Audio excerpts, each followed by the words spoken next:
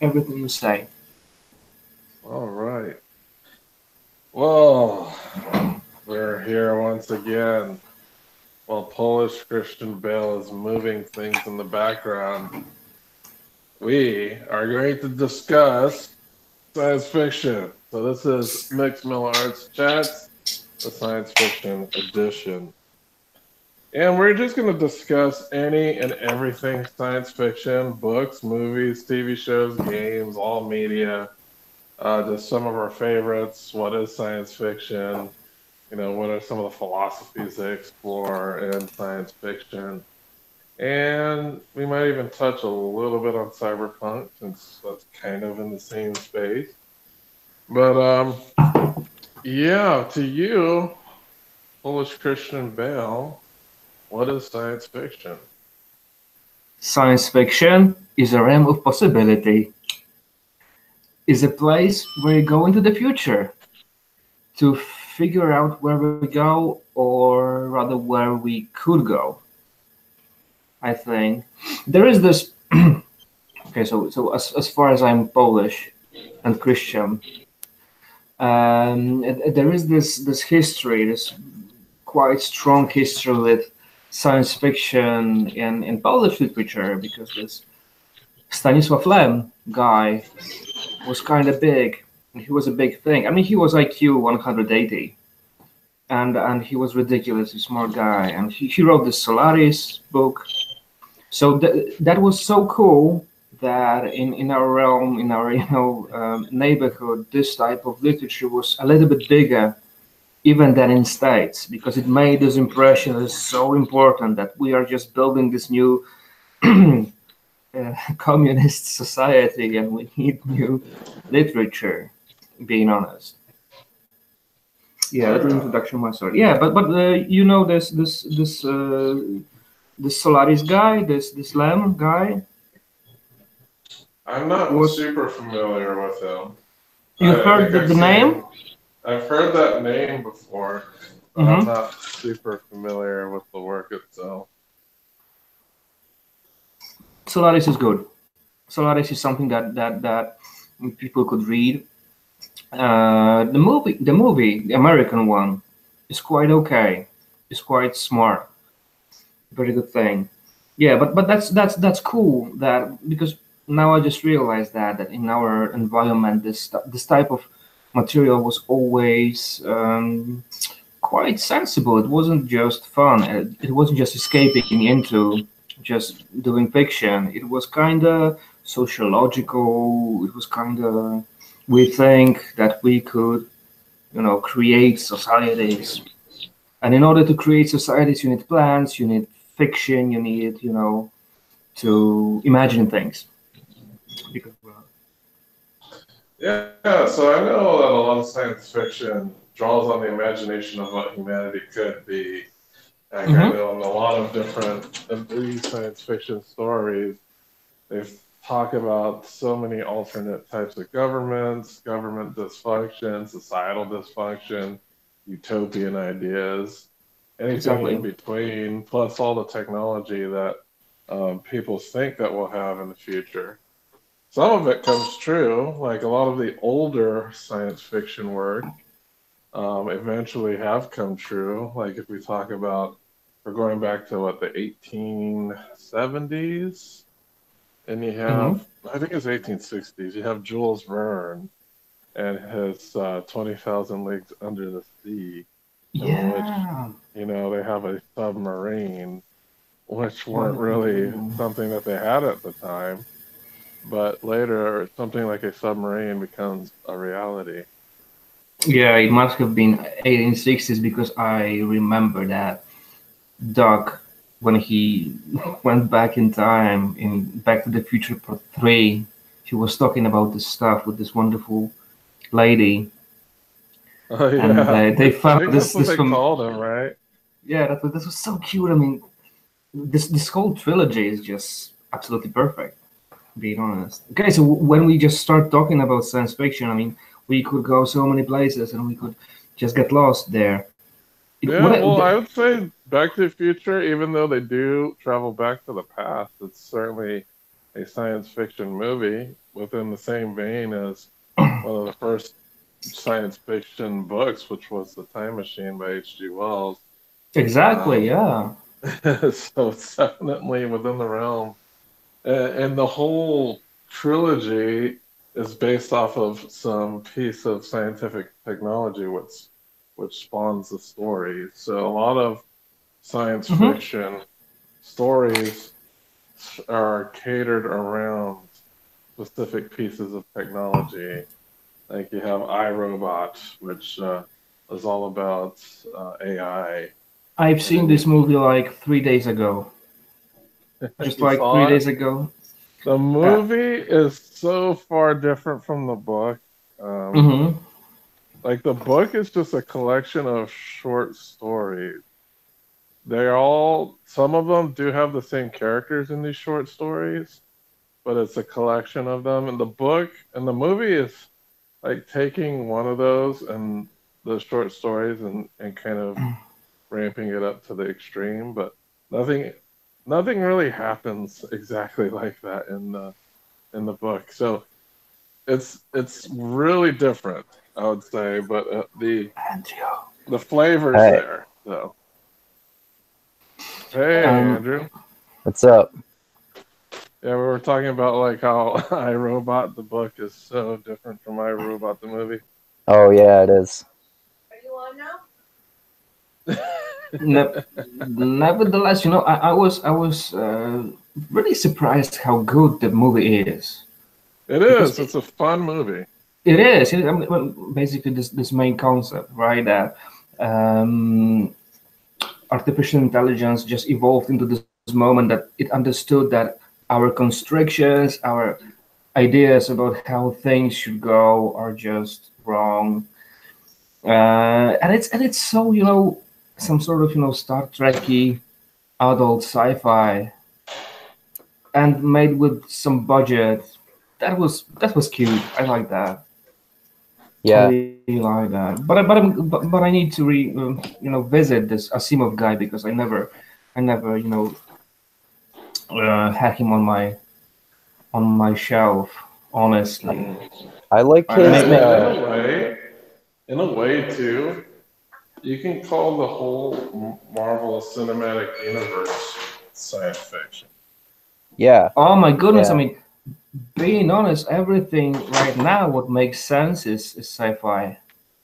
yeah, It's yeah, like every year I see, okay, so I don't like movies anymore because I'm too old to watch movies, and I've learned a lot of how to create the structural things, so I anticipate things. So I just can't stand it because I know what will happen, things like that. But this sci-fi aspect always helps you to just oh, so something is surprising out of the sudden. And when I think about it, I have, three, maybe two or three movies a year that are fucking awesome. It's something like Annihilation. I was surprised by Looper, and I was yeah. surprised by how awesome the Infinity War is. Honestly, Honestly, I if you mean, loved Annihilation, I'd I honestly did. say really check out the books if you haven't checked them out yet. I am in the middle. It's really Like, okay. It's really good. It's really good. But honestly, there is a lot of good literature to be figured out. Yeah, For me, there are not so many, movies, and Alex Garland is just such a fucking awesome genius that he has the space about all this stuff. He makes this okay. So it's a good thing. It sounds so. I mean, it sounds ridiculously pretentious, but people say that if something is good, it seems like movie from the 70s. And basically, what Garland does is creating this 70s space yeah. because about he did that everything. and he did the other movie, right? The Ex Machina. Oh, did he? Yeah, yeah, I that, actually that's the like same Ex guy. Machina like That's way the that's more the than his Annihilation. Like yeah. Annihilation is I a good did. movie, but I think Ex Machina is superior. Yeah. I think so too. Yeah, I love. in terms of Asimov, Polish Christian Bale, I like his Hmm. I like his Foundation series. Foundation. Yeah, I like Hmm. his Foundation series more than the iRobot series, or the Robot series rather. It's like it's it takes place over thousands of years, and it's a bunch of different characters traveling between different universes, and they're trying to organize this planet where they store all the knowledge of the universe because they're afraid of it getting lost over the course of thousands of years, because this guy invents this field of science that can allow you to have premonitions, and it he and using this new field of science, he figures out that the universe is going to end in like 10,000 years, so they want to figure out this way to store the knowledge enough that if any humans survive, they can have all the knowledge without losing it. It's cool. It's Yeah. cool. I have to I mean, check that out. it also sounds really cool when you think about Asimov as a guy who wrote the most, versatile books in the history. If you want to be a historian of literature, I mean, he was in so many places that no one else was. Yeah. And he was Remember like that? He more and Stephen prolific than King. anyone too. Is he really? Because I thought like Stephen King was like the super most prolific author ever. Or that and L. Ron Hubbard. Seriously? I don't know. I don't know. He's definitely up there. Like he wrote at least 100 different books, I'm pretty sure. Asimov did? Oh wow. Yeah. Yeah, That's a lot Asimov of books. he was ridiculous because he was ridiculously scientific about it. Yeah. Like Okay, there so I was. guess L. Ron Hubbard was trying to be like an Asimov, but like a crappier version. Yeah.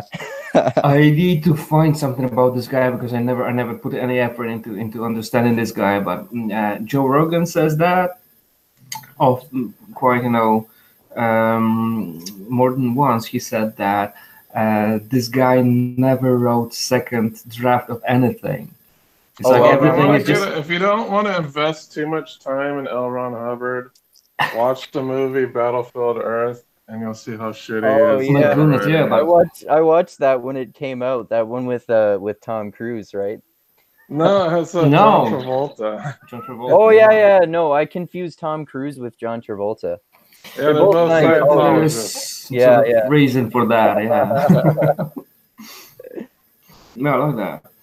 Okay, so what were your first sci-fi encounters, or maybe first sci-fi encounters that was so important for you guys? Well, I know my first because I know the first movie I was ever taken to a theater. That was E.T. Oh. Ah. I guess you can kind of consider it sci-fi as it involves an alien, but that was probably the first sci-fi movie experience I've had. Sure, and it worked for you, right? Because you were a kid. Well, I don't even remember watching the movie. That's how young I was. Mm-hmm.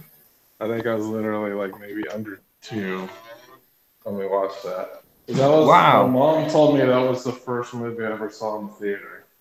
Oh, a cute thing when my mother was pregnant and I was I don't know, I was in her tummy for like 7 months. Her brother, my wonderful uncle, took her to watch Alien, the first one. That was so cute. I mean, the only one better thing would be Rosemary's Baby. Oh. If I think about that, yeah. But Alien was good enough with me. Was good enough. I wonder if that movie I- ever freaked out like a pregnant woman so much that she wanted to abort her kid. Oh, I It could wonder. Yeah. It was not so bad. It really was not so bad. It is ridiculous when you see this Cassavetes guy. I mean, it was so Polanski. Like everything is so funny about that, but there is this genuine feeling of uncertainty and everything is wrong about this movie. It would be so cool. Yeah. Yeah. Yeah. What I think, I was too young to get Star Wars, and I was I not. You were too young. Well, I guess when it I was first too came young. out, I was I too did young because I'm not. from Eastern. I am from Eastern Europe, so all of the stuff that came here that we were just able to watch were stuff from 80s when I was in the 90s. Okay, Oh, so okay. my frame is a little bit different from yours, and I just could never figure out all the stuff that people in the West were Oh, watching. yeah. So that was something wrong about Star Wars, and I get that because it's. I think that Star Wars is the first movie that visual effects are not a matter of social contract. Because when you Yeah. watch, when you watch this, my goodness, what's his name? Flash Gordon. Oh yeah. Everybody knows that all of those visual effects, it's not there.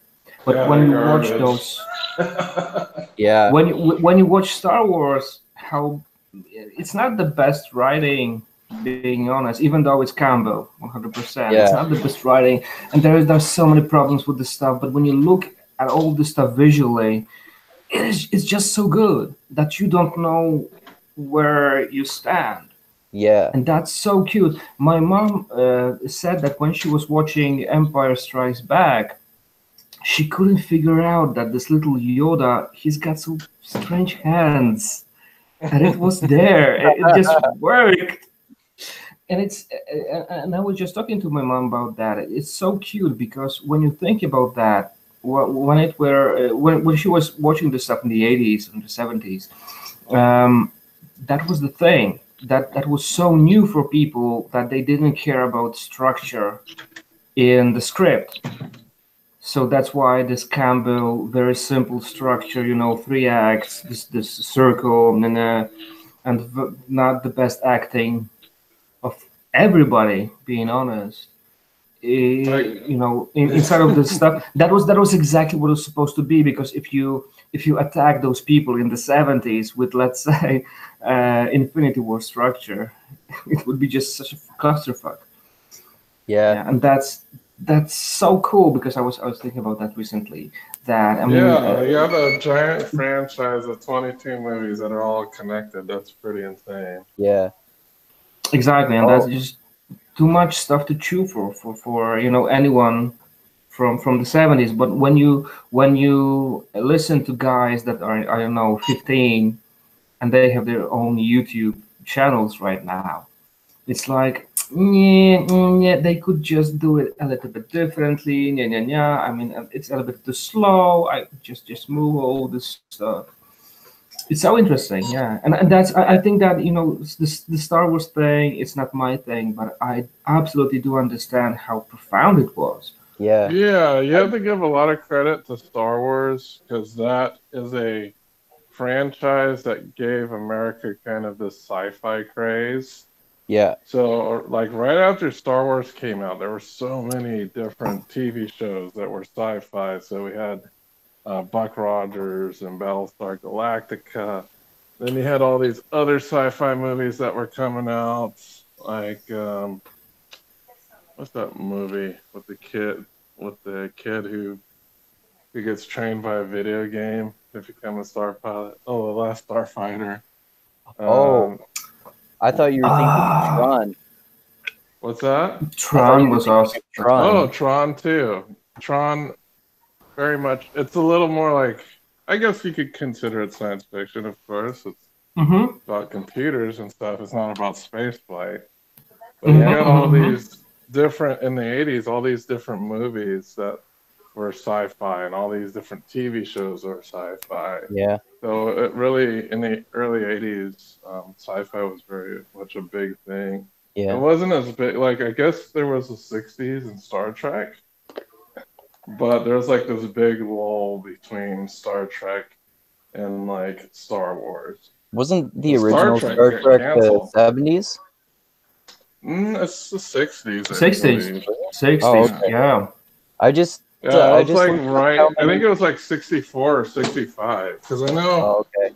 um, the big kiss between Kirk and Uhura was One of the like most this beautiful super scenes in the history controversial thing. of TV. Yeah, Uhura was super hot, but She it was was like ridiculously hot. She was ridiculously hot. Absolutely agree. I have no idea what she's seen in this guy, That's like but she was awesome.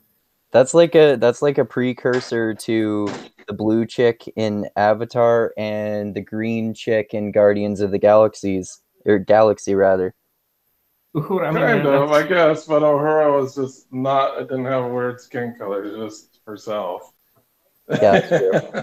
Oh, I totally don't know the names of Star Trek characters. So Okay, I thought you were Uhura talking about was the green the chick. black lady. Oh, okay. So when Kirk and her kissed on screen, it was extremely controversial. Oh, because a white man's kissing a black man? Or I mean, Yeah, black exactly. woman, black woman, black woman.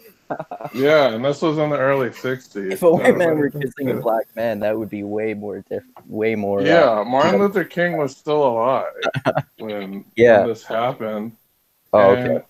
the actress that plays Uhura talked to Martin Luther King because she was going to quit the show. Oh, wow.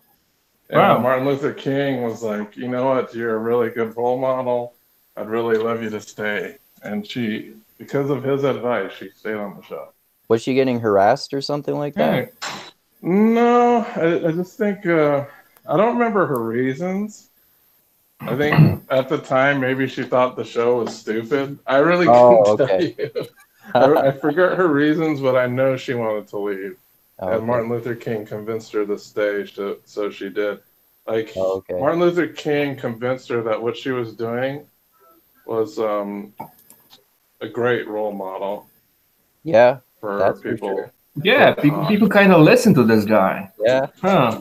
Fancy Yeah, that. so she stayed. Well, I just looked up how many books Isaac Asimov wrote, and he said it says he wrote or edited over 500. Jesus Christ. Yeah, How so he many was even books- worse than. Yeah. How many books did L. Ron Hubbard write? Oh, let me see. He's technically a science fiction author. Yeah. Oh, I was gonna say when you were talking about Alien, Polish Christian Bale, that Mhm. that was if I had to think, if just thinking off the top of my head, when I first saw Alien, that might have been the first science fiction movie that had a big influence on me, or that was like that I thought was really awesome too. The first Alien? Yeah, because I think I was like a teenager and I rented it or something like that, or I might have been not. No. I think I was a little younger than that. I think I might have been like even 10 or 12 or so, because I remember being scared by Wow. the alien. I remember being scared by the alien the first time I saw the movie. Yeah, I I'm didn't even surprised. see the first one till way later on. However, I did see the second one, I think, when it came on VHS. Okay. Mhm. Yeah, they were I think at least the first two were before I was even born.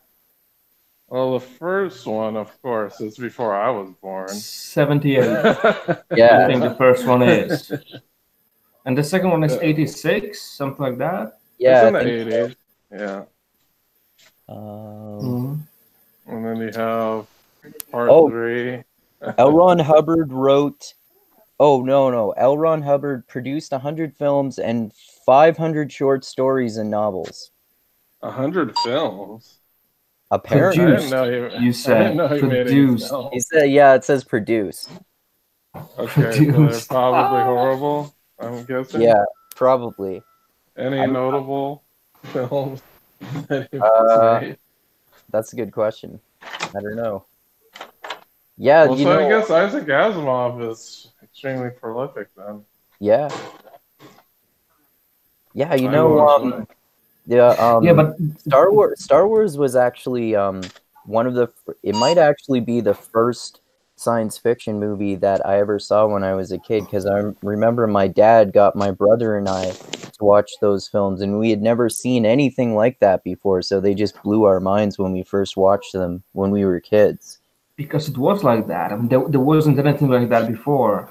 Yeah, Simple as that. I mean, yeah. And now there's My- so much stuff. There's so much better. Like some of the stuff we were talking about, like Ex Machina, or however you say that, and Annihilation, and so many others. And Isaac Yeah, I Asimov. would say Yeah. that Star Wars is definitely a different genre because it's science fiction, but it's also action adventure.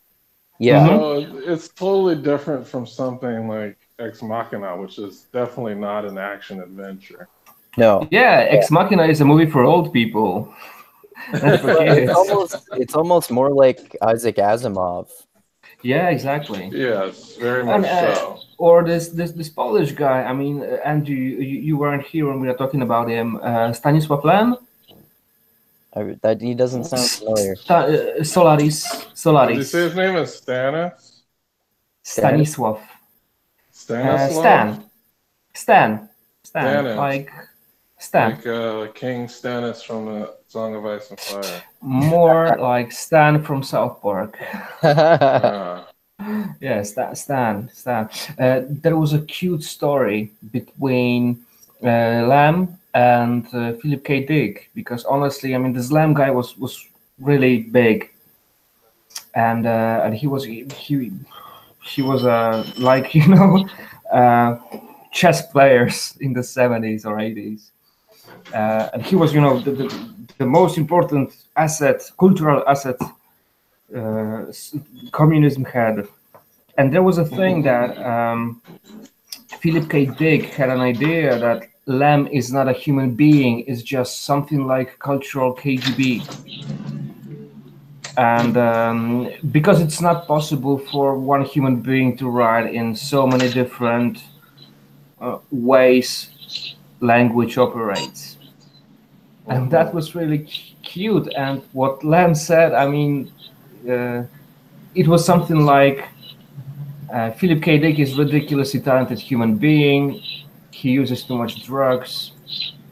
I'm very grateful for what he that said. arguably makes you better at writing science fiction. Exactly. Yeah, but honestly, this Solaris thing is something that people should read. It's really big. It's Philip K. Dick level of material. And I have the a movie is question about because you said that you got things later, like because of the rift between the East and the West. yeah. I was watching MacGyver. MacGyver. In the And 90s? the A-Team. And the A-Team. In the 90s? In the 90s. Exactly. Wow. You know what I was... You understand my struggle. You start to understand my struggle. The A-Team and MacGyver and Airwolf in the 90s. Were you Exactly. also watching Knight Rider in the 90s? Okay, so this particular one was so trash, I just couldn't stand it. That was the first one. What, Knight Rider? Knight Rider, yeah. What was But that? Like David Hasselhoff?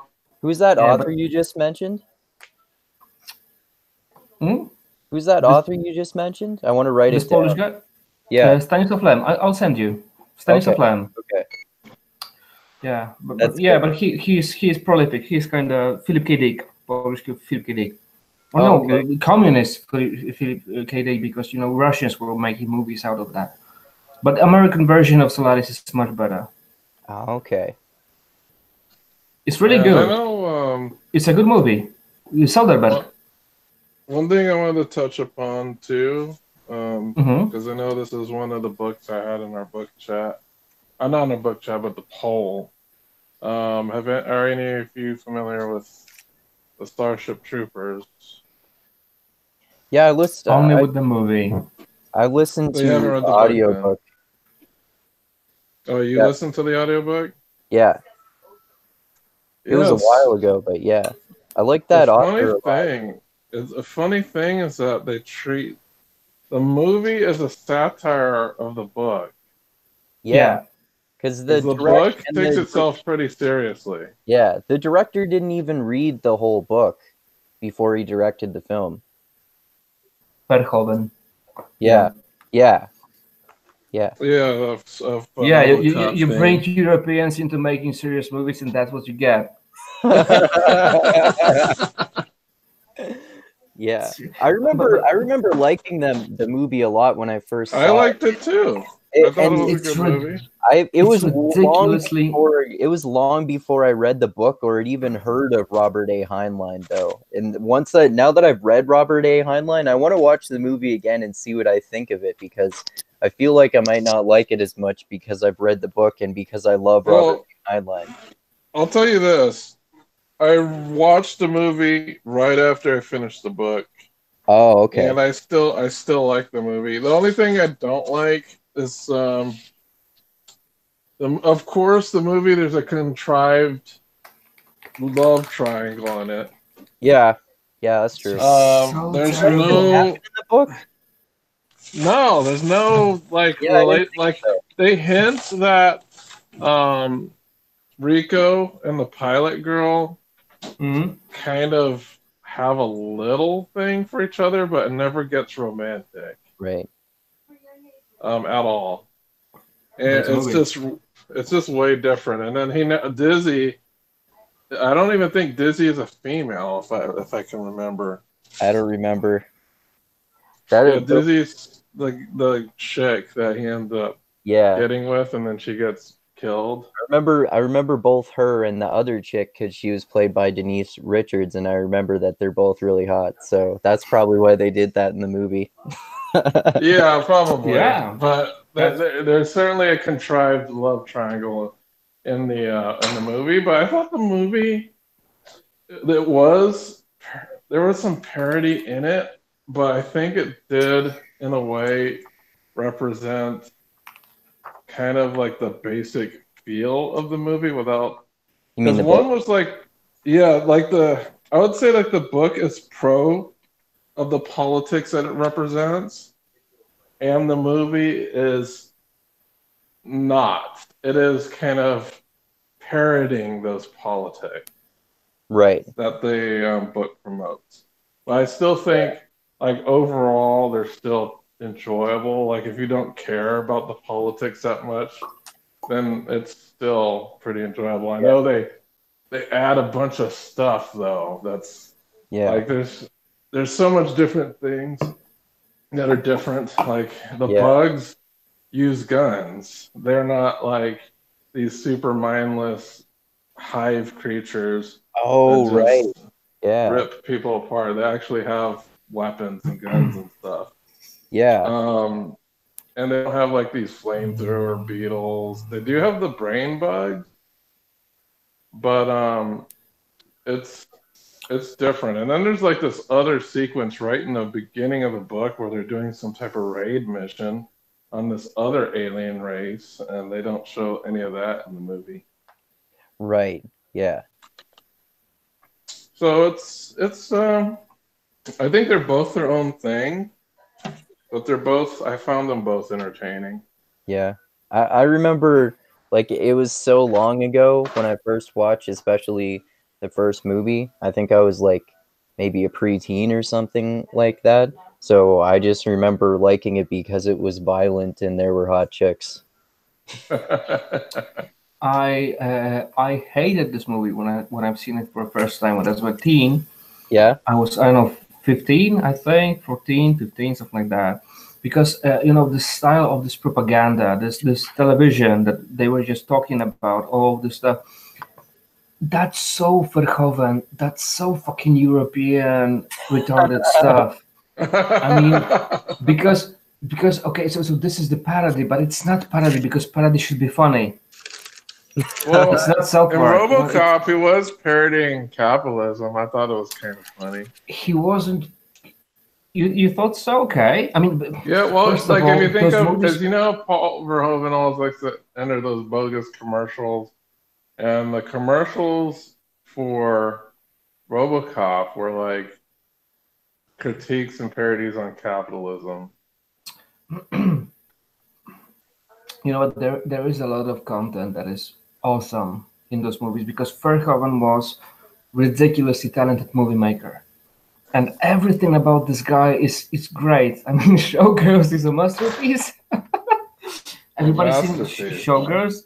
Showgirls? I have not really. I haven't seen that. That's the one that Joe Rogan Do it. the most. Do it. Is the biggest. Well, I've watched unintentional the comedy. scene. Yeah, I've It's the watched the biggest- scene that Joe Rogan always talks about. Yeah. It is kind of ridiculous. It's just the most ridiculous movie in the history of movies. It's awesome. It's ridiculous, but it's awesome. It's just the worst movie in the history, probably, that I love. It's my Plan 9 from outer space. But you know, the thing about Verhoeven is that Verhoeven was European. Verhoeven was a big shot because he changed the game. So Verhoeven, he's Dutch. Excuse me? Is Is he he Dutch? Dutch? Yeah, Okay. yeah, he's from Holland, and he brought his own DP, director of photography, and. Double Yeah. penetration. And what he did, I mean, he established a new way of doing things. And RoboCop was a movie that had a different pace from American movies. And that was the moment when John McTiernan has figured it out, and he said, "Look at Oh, those what did- guys." What did he do? His name sounds familiar. John McTiernan did Die Hard and Predator. That's my favorite Christmas movie, Die Hard. Jesus Christ! My favorite Christmas movie is Predator. Yeah, and he did those two things because you know this guy from Holland did the same stuff, and McTiernan said, "I want a different pace. I want to be artistic. We want to do things seriously." So that's this impact of this guy on movies. I mean, nobody did that before him, but this. This parody thing about him, it just doesn't work with me at all, because parody should be funny. Parody should be Trapper Keeper. Parody should be Mental South Park Pig. reference? Every single South Park reference. This is how we do parody, not just commercials that I think that they should be something different. I see. Yeah, nevertheless, yeah. Well, I'll say that Oliver Verhoeven has definitely been an influencer, even in the video game world. What's that one? If you think, okay, so I could think of a direct connection from Oliver Verhoeven to a video game. Like, you think of RoboCop, there's all these stupid commercials, and then one of them was like a guy that says, "I'll buy that for $1," or whatever that he says. Mm-hmm. And then this video game comes out called Smash TV, which is kind of like a cross between, Paul Verhoeven's parody and what's that stupid Arnold Schwarzenegger movie? Oh, Running Man. Oh, I haven't seen that one. That's sci-fi too. So anyway, that's sci-fi too, yeah. You know that Running Man is based on a Stephen King novel, and he really did not appreciate the way that was depicted. Jesus fucking really? Christ. Is it really based off a Stephen King novel? Yeah, I based. was watching an interview with him recently, and he said that Running Man was based on his novel, and it's I for am some based reason on Stephen starring King Arnold. novels. I am based You on haven't Stephen seen The King's Running novel. Everything Man, is. Andrew? No, I haven't seen it. No. Oh, you gotta Don't watch it. No. No, watch it. Yeah, It's one of the like- worst sci-fi movies ever. Yeah. Okay, so Smash I think. TV. No, I don't think it's that bad. I think it's kind of funny. It was funny for you? It worked? I thought Running Man, because he has a bunch of stupid and funny one-liners. Yeah, but Arnold it's not a line. movie that you are inside. It's a movie that you are, external, and you just watch things and you analyze everything, and you know that it's not for you. No, it's something just like- a goofy movie. I don't Yeah, think it's a everything movie is- you want to take too seriously. It's not like I wouldn't expect someone to take seriously Commando. It's like Exactly. okay, go ahead It's and just analyze Arnold this shooting movie. a bunch of people. Yeah, but Yeah, honestly, sure. when you think about Predator, it's just everything about this movie works. I agree. Every single fucking thing. Bill Duke. Oh, it's just a masterpiece. The most feminine movie in a history of humanity. Let's be honest. You got 10 guys over, stupid shooting things and just too much muscle, and you have a monster with a vagina on his head destroying everyone. That's the Yeah, best I can see interpretation of that. Predator I've ever heard. Yeah, but Running Man, check it out, Andrew. And when I was trying to make the connection, there's this video game called Smash TV, which is like you're a contestant in a battle to the death, similar to like what Running Man is to gain your freedom. And there's a lot of segments and one-liners that they've used that come from RoboCop. And the one-liner that I'm speaking of is, "I'll buy that for $1." You know, that is one of the lines in the movie, and they use that in the video game. Cute. Oh, okay. Very nice. Very nice. Have you guys read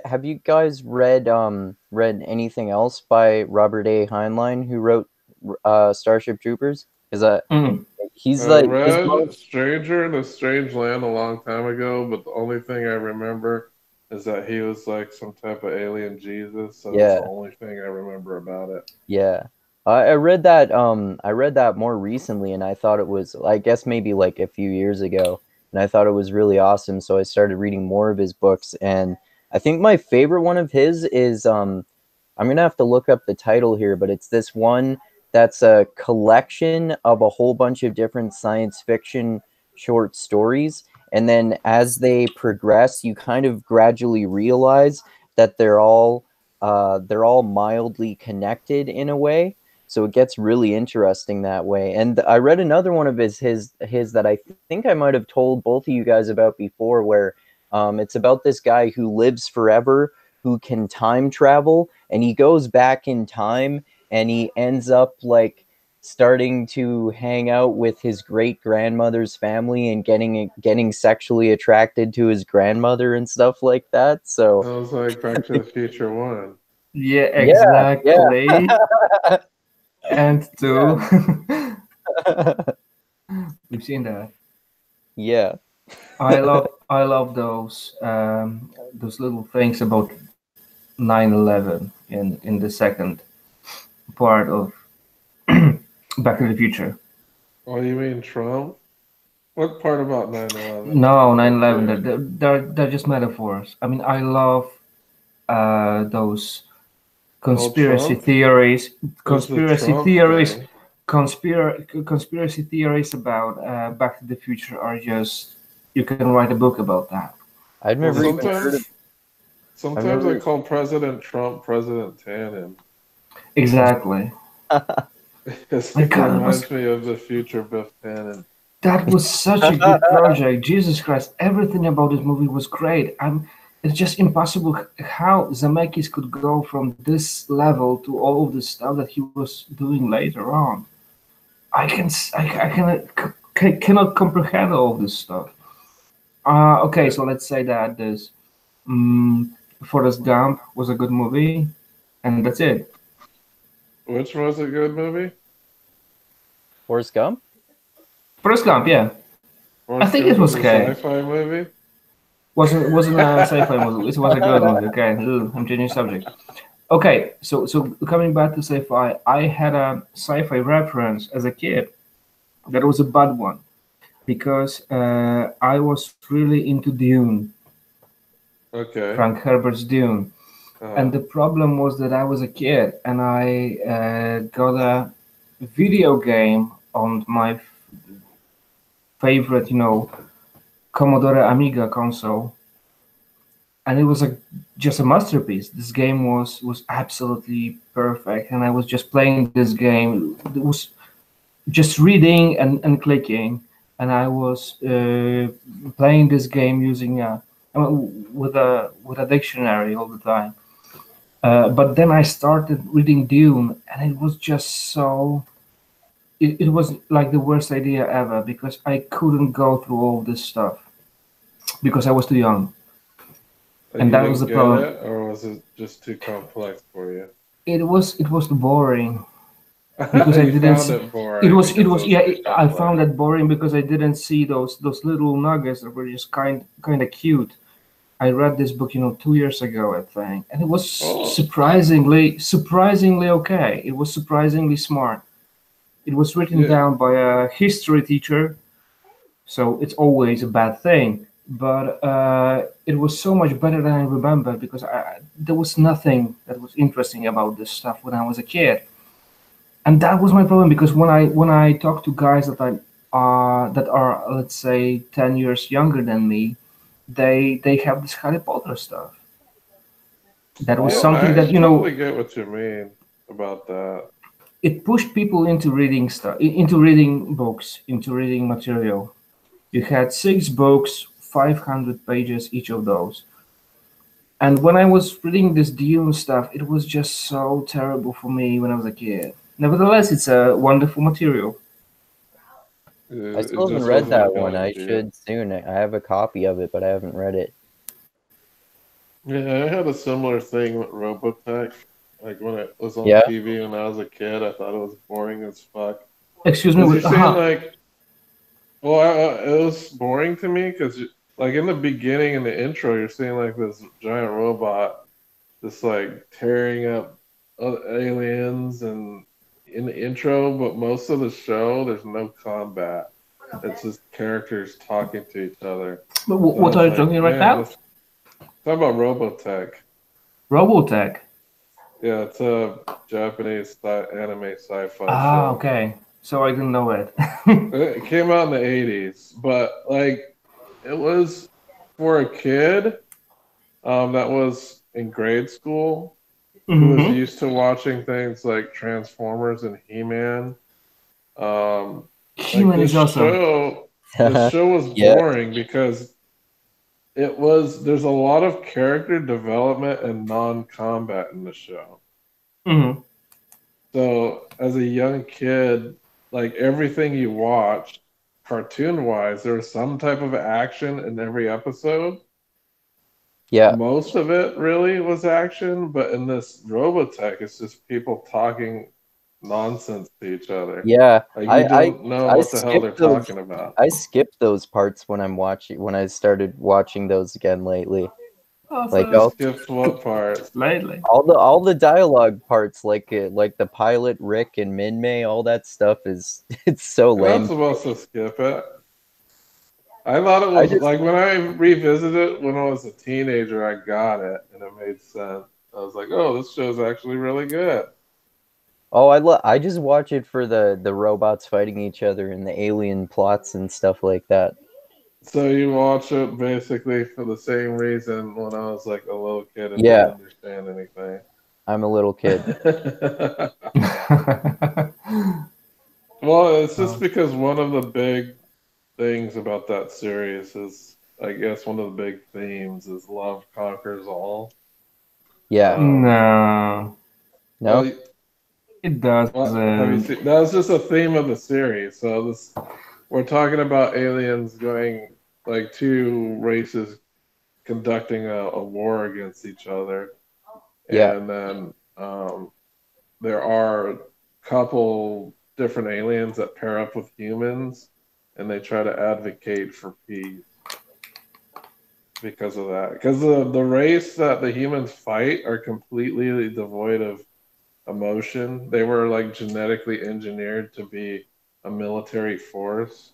Yeah. So things like culture, music, and fun are very alien and quite frightening to them. Yeah, those parts were Kind of interesting, spooky. like where they talk about proto culture.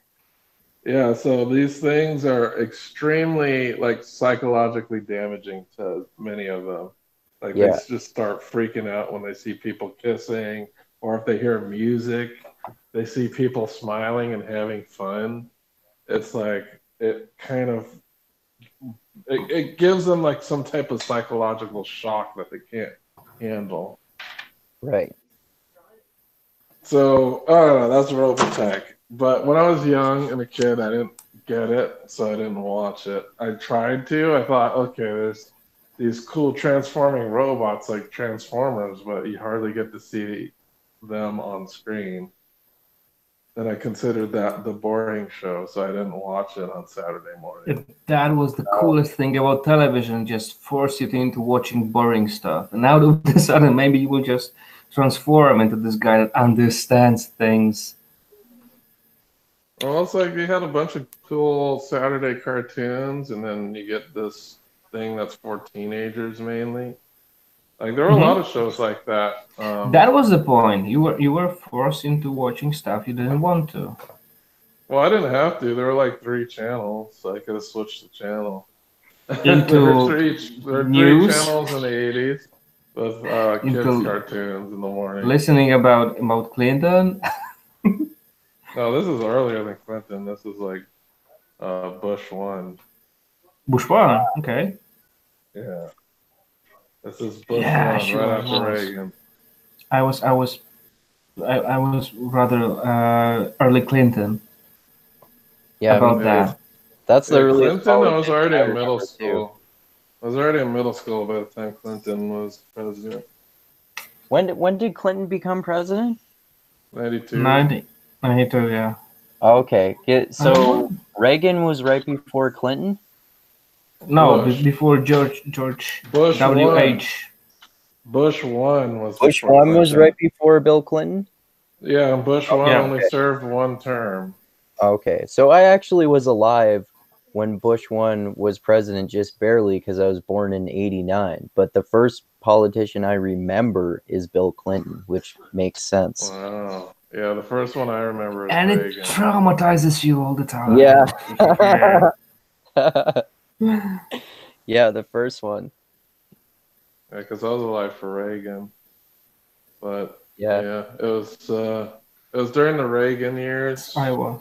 and Bush years. You know, those are the years that we're talking about, especially in the '80s with the morning cartoons.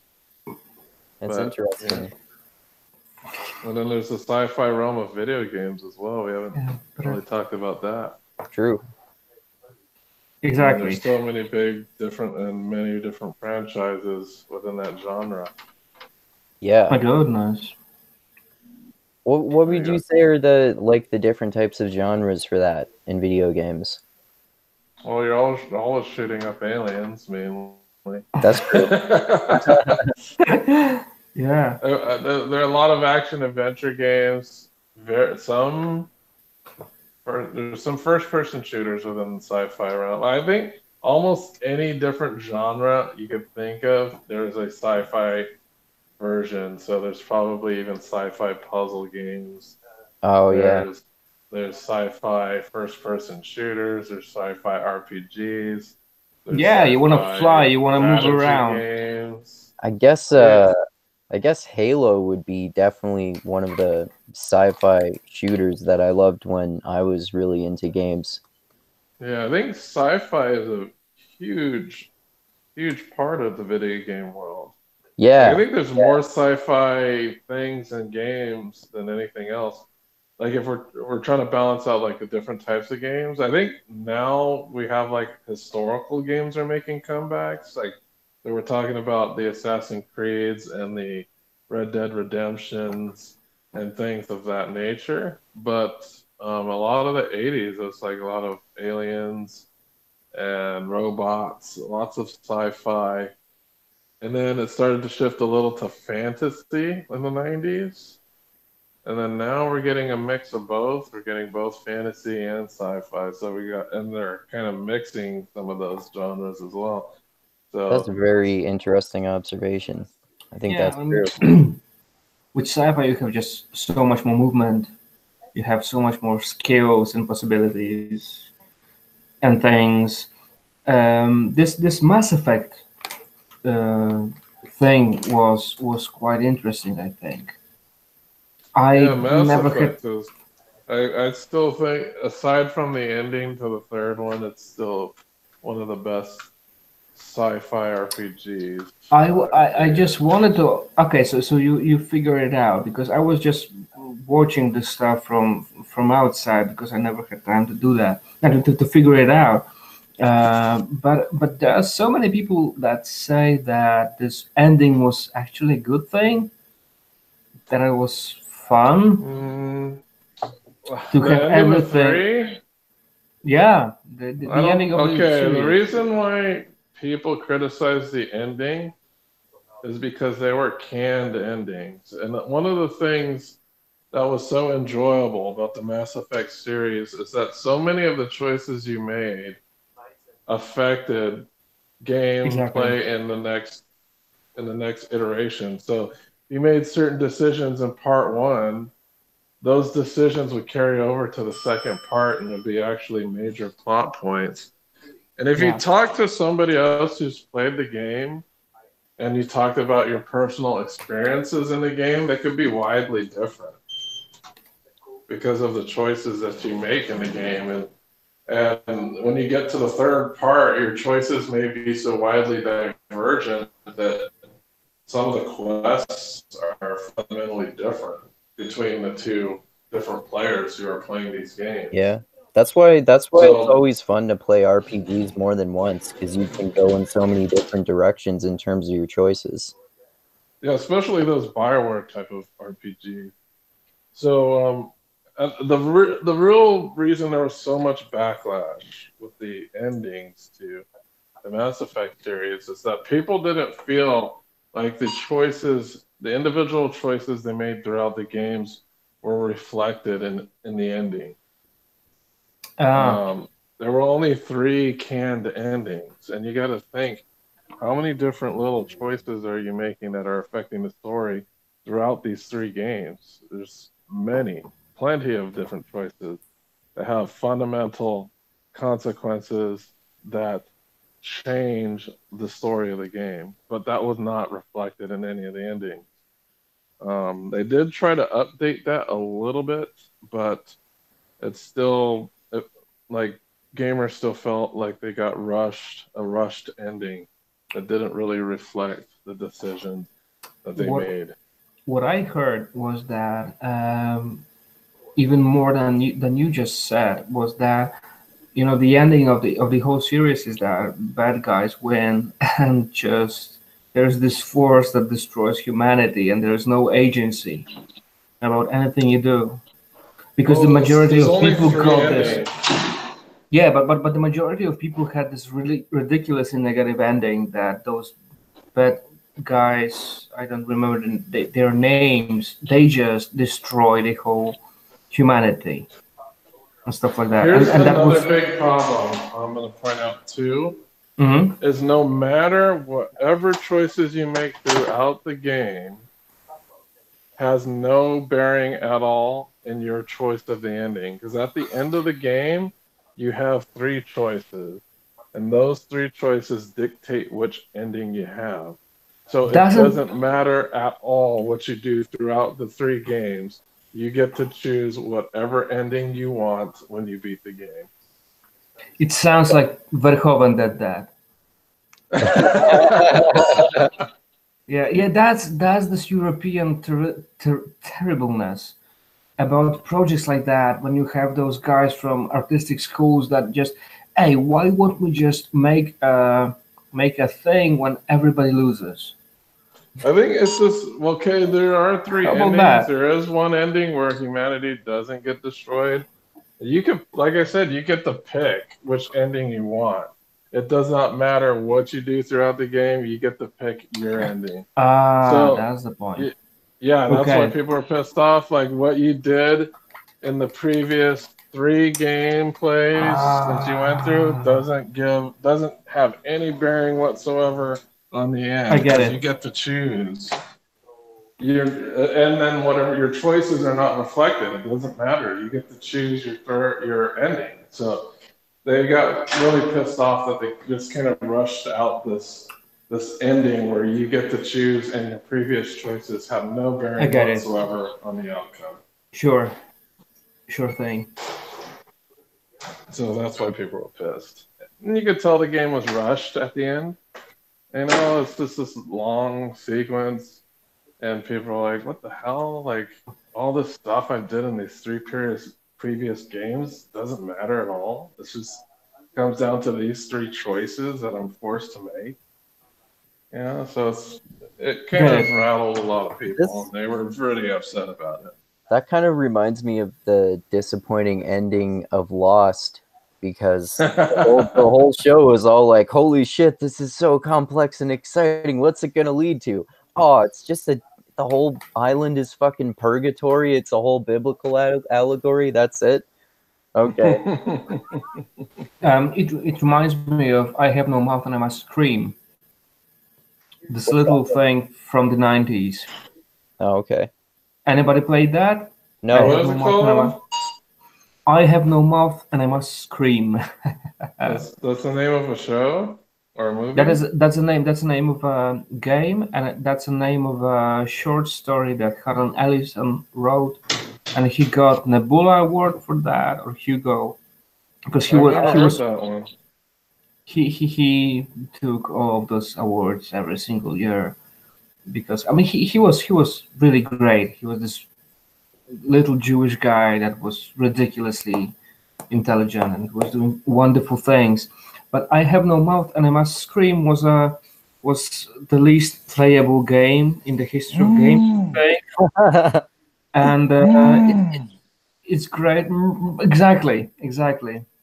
And this pitch that Ellison had when he started talking with the development team was, "Hey guys, let's make a game where everybody loses, where you can nobody will want to play it." Yeah, these were those little things, those little nuggets. Those guys had to shoot at this guy. I mean, it doesn't work like that. And don't tell us how to make this stuff because you never played a game. It doesn't matter. I never played a computer game. I know how to do this stuff because I never played.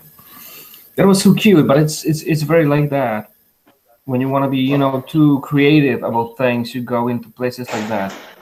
And this game came out 1996, I'll have to see if I can find some video gameplay of this.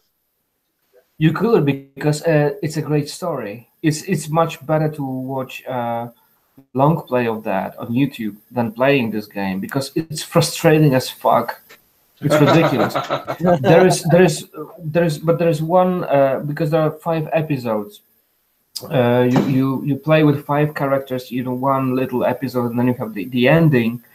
There is one episode with a guy that that works in a Nazi camp, and it's huge. It's really big, and it's really wonderfully written because everything is wonderfully written there, but it's absolutely unplayable. It's so fucking frustrating that you just better watch a long play of that.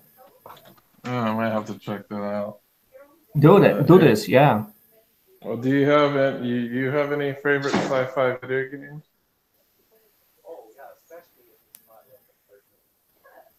Polish Christian Bale. Excuse me. Oh, I didn't hear. Favorites. I was gonna ask if you had any favorite sci-fi games. Sci-fi games. I mentioned Mass Effect. Mass Effect. No, it's not my favorite game because I never played that. I mean, I heard about all those problems with all this stuff. Yeah, my well, it's actually a very good Fallout. game. What if I say? What if I say Fallout? What if I say Fallout? Maybe Fallout 1, 2. But the thing about Fallout is it's retro. It's not. It's retro, but futuristic retro. How about that? Kind of. It's kind of weird. It's like, okay, they have some advanced technology, but it's all based off of retro designs. Yeah, so everything is analog. To classify. Everything is analog, and everything is on. It looks like everything is stuck in 1950. Mm-hmm. Like it was like, okay, it's like in 1950 is when the big disaster happened, so everything has this 1950s look to it. But they're like in year 2277 or something like that. Yeah, 2075. I think they're 200 years in the future, at least. Exactly. Yeah, but that's so over complex. But there is there is a wonderful video that this Wisecrack guy Oh, I love did. Wisecrack. You like that? Okay. Yeah. I don't like him that much because he's so fucking sketchy. I Uh, don't like it. I don't he like is that sketchy, but channel. yeah, I don't it's like that channel as much as I used to now that I actually started learning about philosophy. yeah. Before I I mean, actually read any philosophy, I thought it was better because I didn't know that he kind of speculates about some things and oversimplifies some sometimes. What's exactly. I mean, Wisecrack? he's It's a Wisecrack. philosophy channel where they talk about movies and TV shows and sometimes video games. Will they talk But about it within a philosophical context?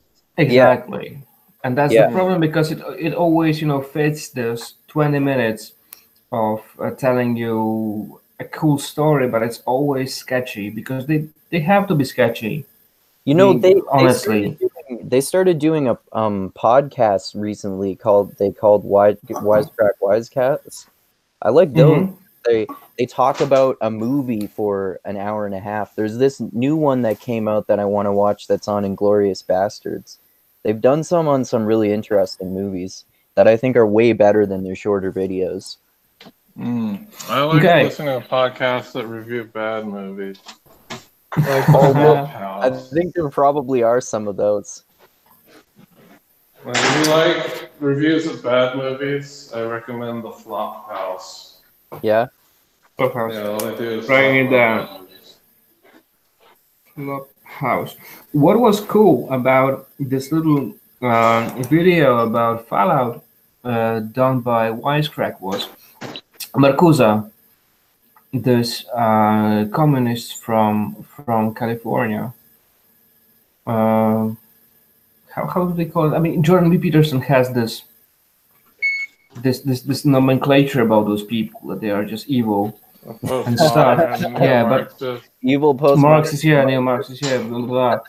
Yeah, but Marcuse was a friend with Adorno, and he was just living in States, and he had this wonderful notion that people will go, their imagination will go into advertisements so much that will be ridiculously flat intellectually or emotionally. I don't remember exactly how he phrased that. It was really good. And the point was that when you play Fallout, you see exactly the simulation that people create um, this narrative of the 50s that there is a bomb, that communists have this bomb, and this is the Cold War. We just begun this Cold War and stuff like that. And the coolest thing about Fallout was that exactly this narrative works, because when you just wake up in the 2077, you see those smiling faces telling you those stories. And what Marcusa was into was kind of brilliant, because in the 50s, every single advertisement was almost like ideological, aspect about every single advertisement, because advertisements were about creating American lifestyle. This Like all Nuka reminds me Cola. of Baudrillard and the Simulacra. Yeah, but Marcusa was a little bit okay. So I don't like Baudrillard because Baudrillard was writing all this stuff in the 80s, and he should know better. But Marcusa was writing all this stuff in the 50s, and that was kind of natural that he put ideology and advertisement in the same space, Oh, okay. because that was exactly how people were operating.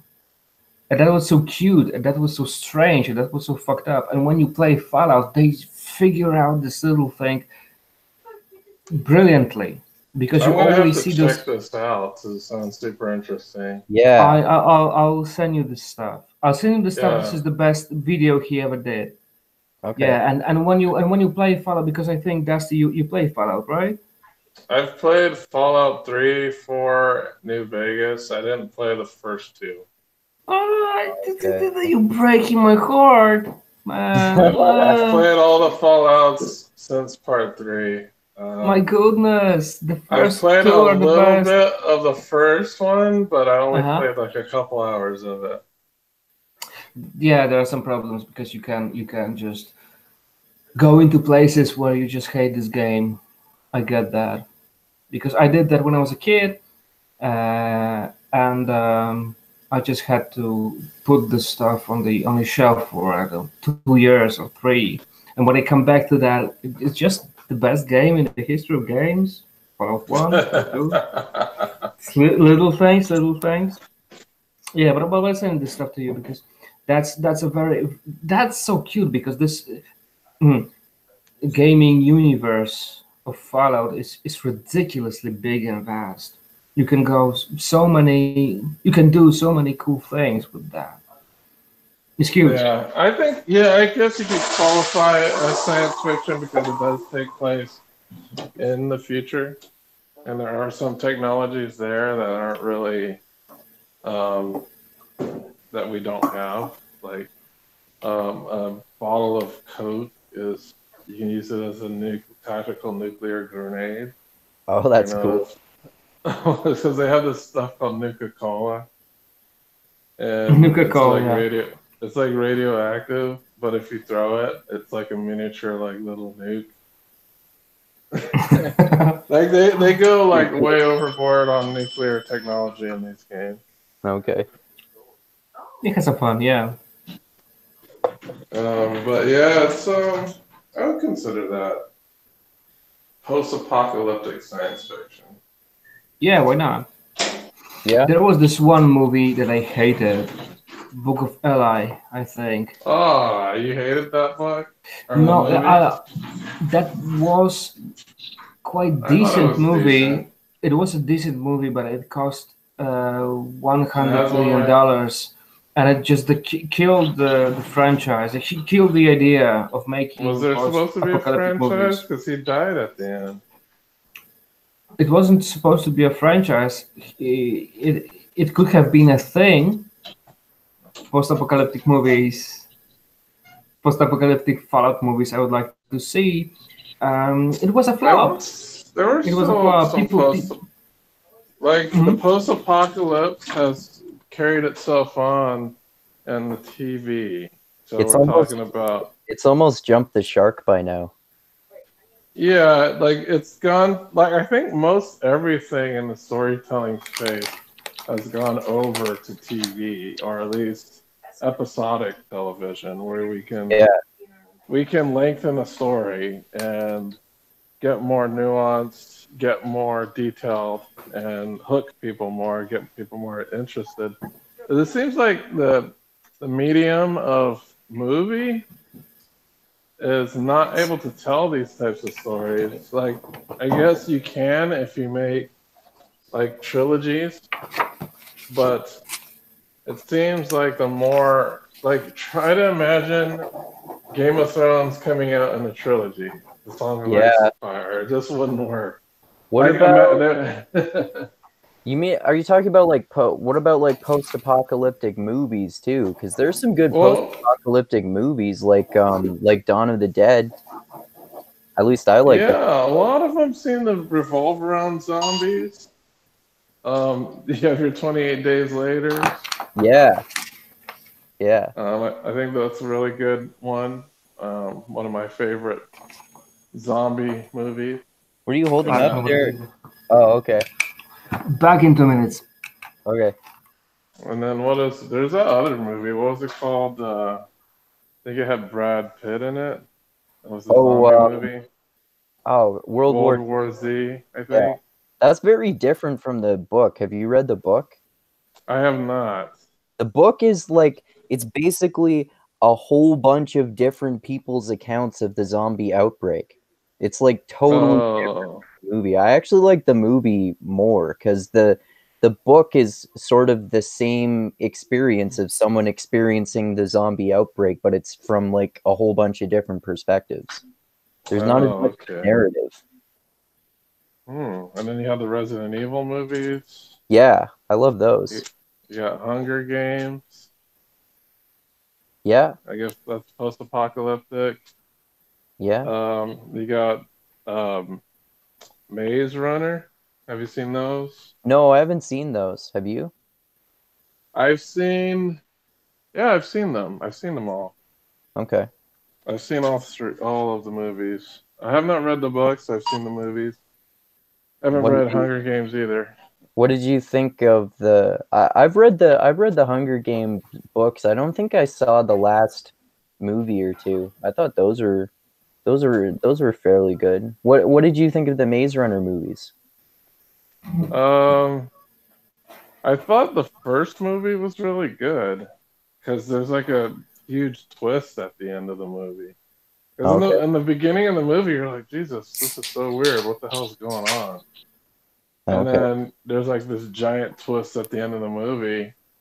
But after that, there's like no more twists. So it becomes because in the first movie doesn't seem like a post-apocalyptic movie. It just seems very weird. Okay. It's strange. It's very strange, and it's hard to gauge that there has been any type of apocalypse at all.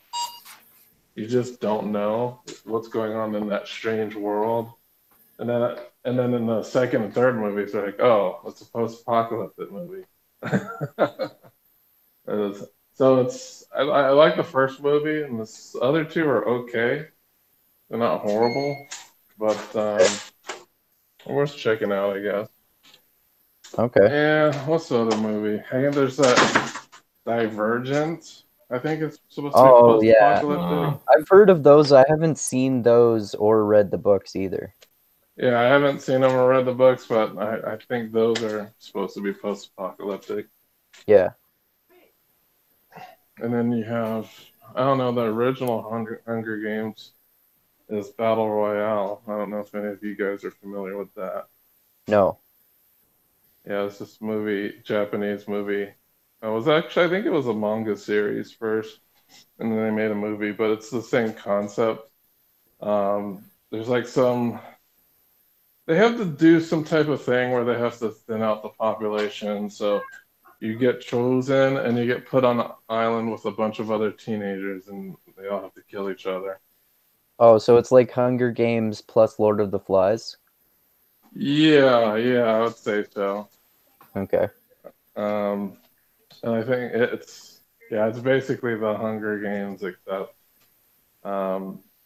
it's like the Hunger Games before the Hunger Games. What's the Oh, thing? okay. I was gonna ask if it came first. I believe Battle Royale did come first. Sounds like Hunger Games is sort of a combination of Battle Royale and 1984 then. Yeah, and Battle Royale, the movie doesn't go into the underlying political structure of that society at all. So you Okay. don't really know what's going on with that society. You just know they put a bunch of teenagers on an island and they got to kill each other. Okay. And they are chosen to go on this island. So Oh, okay. that's worth checking out. It's pretty gruesome. It's pretty like depressing too. It's a super depressing movie. Do you like that or the Hunger Games more? Hunger Games is easier to digest. Okay. It's not as depressing because there's like this giant pomp and circumstance that surrounds the games. Not so much in Battle Royale. Okay. You know, they're not parading these kids out as heroes or anything like that. You know, competing for their district. It's just like, nope, we gotta thin the herd here. Put all you guys on the island, duke it out. Last man standing wins. Okay. Yeah. And they don't. It's not like they go through these training regimens or anything. Like some of these kids are just genuinely can't do anything. They're afraid. You know, they're like it's like in Hunger Games, all those kids are being trained and they know what they're getting into. Yeah. And the other, it's just, oh, you got the wrong ticket on the lottery. There you go. No trading. It just pop you into it. So of course, there's going to be some extremely terrified teens, as well as some super sadistic motherfuckers as well. And then there are gonna be some super hot chicks like Jennifer Lawrence too. Yeah, maybe. It's been a while since I watched Battle Royale, but I don't know. Maybe I need to check that out again. But yeah, post-apocalypse. I don't think that genre. I think the only thing that's killing that genre is probably The Walking Dead. Yeah, I've we were talking before about how I can't I don't even like the last few seasons. I can't get through season 7 because it's just too repetitive and like melodramatic, combined with even more disturbing than I can tolerate lately. That's the way it seems to me anyway. What are we talking about? Excuse me, guys. Sorry? What are we talking about, guys? Because I Walking Dead. Walking Dead. Okay. Post-apocalypse. Yeah, Walking Dead. Yeah. I don't think I've seen it since they've gone to Alexandria. That's the last. Oh, okay. That's the last one I've seen. That might last be like was- season 5 or so. I'm not sure. That might be season 5. It's And after the one. Okay, so there's a season where they get split up. Someone gets into a hospital, and and she ends up trying to kill the leader of the hospital, but she dies too. And then Who tries to kill the leader again? Is it one of the girl's daughters, one of the lady's daughters gets split up, and she gets like spoiler captured. warning. This is like many seasons ago. I don't remember whether that's season 4 or 5. I think it's one of those two. She gets captured, and she's like at this authoritarian hospital place. Yeah. Where this lady like runs the show. And I don't remember why, but for some reason she ends up stabbing the lady. Is it the blonde girl that It's a Carl blonde girl who gets killed? Yeah. I don't know if Carl liked her, but she was kind of young. Yeah. She seemed like she might have been like teen or something. Yeah, I was thinking they might have been. I was thinking I had remembered that they were. Yeah, maybe Carl did like her. I don't know. But I know she dies, and then I think the lady she stabbed dies, and she dies too. I don't remember.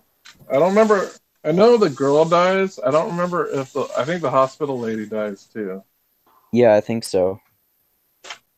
So and then after that they go to some other settlement. It's like, oh, this is just like all the other fucking settlements that they end up joining.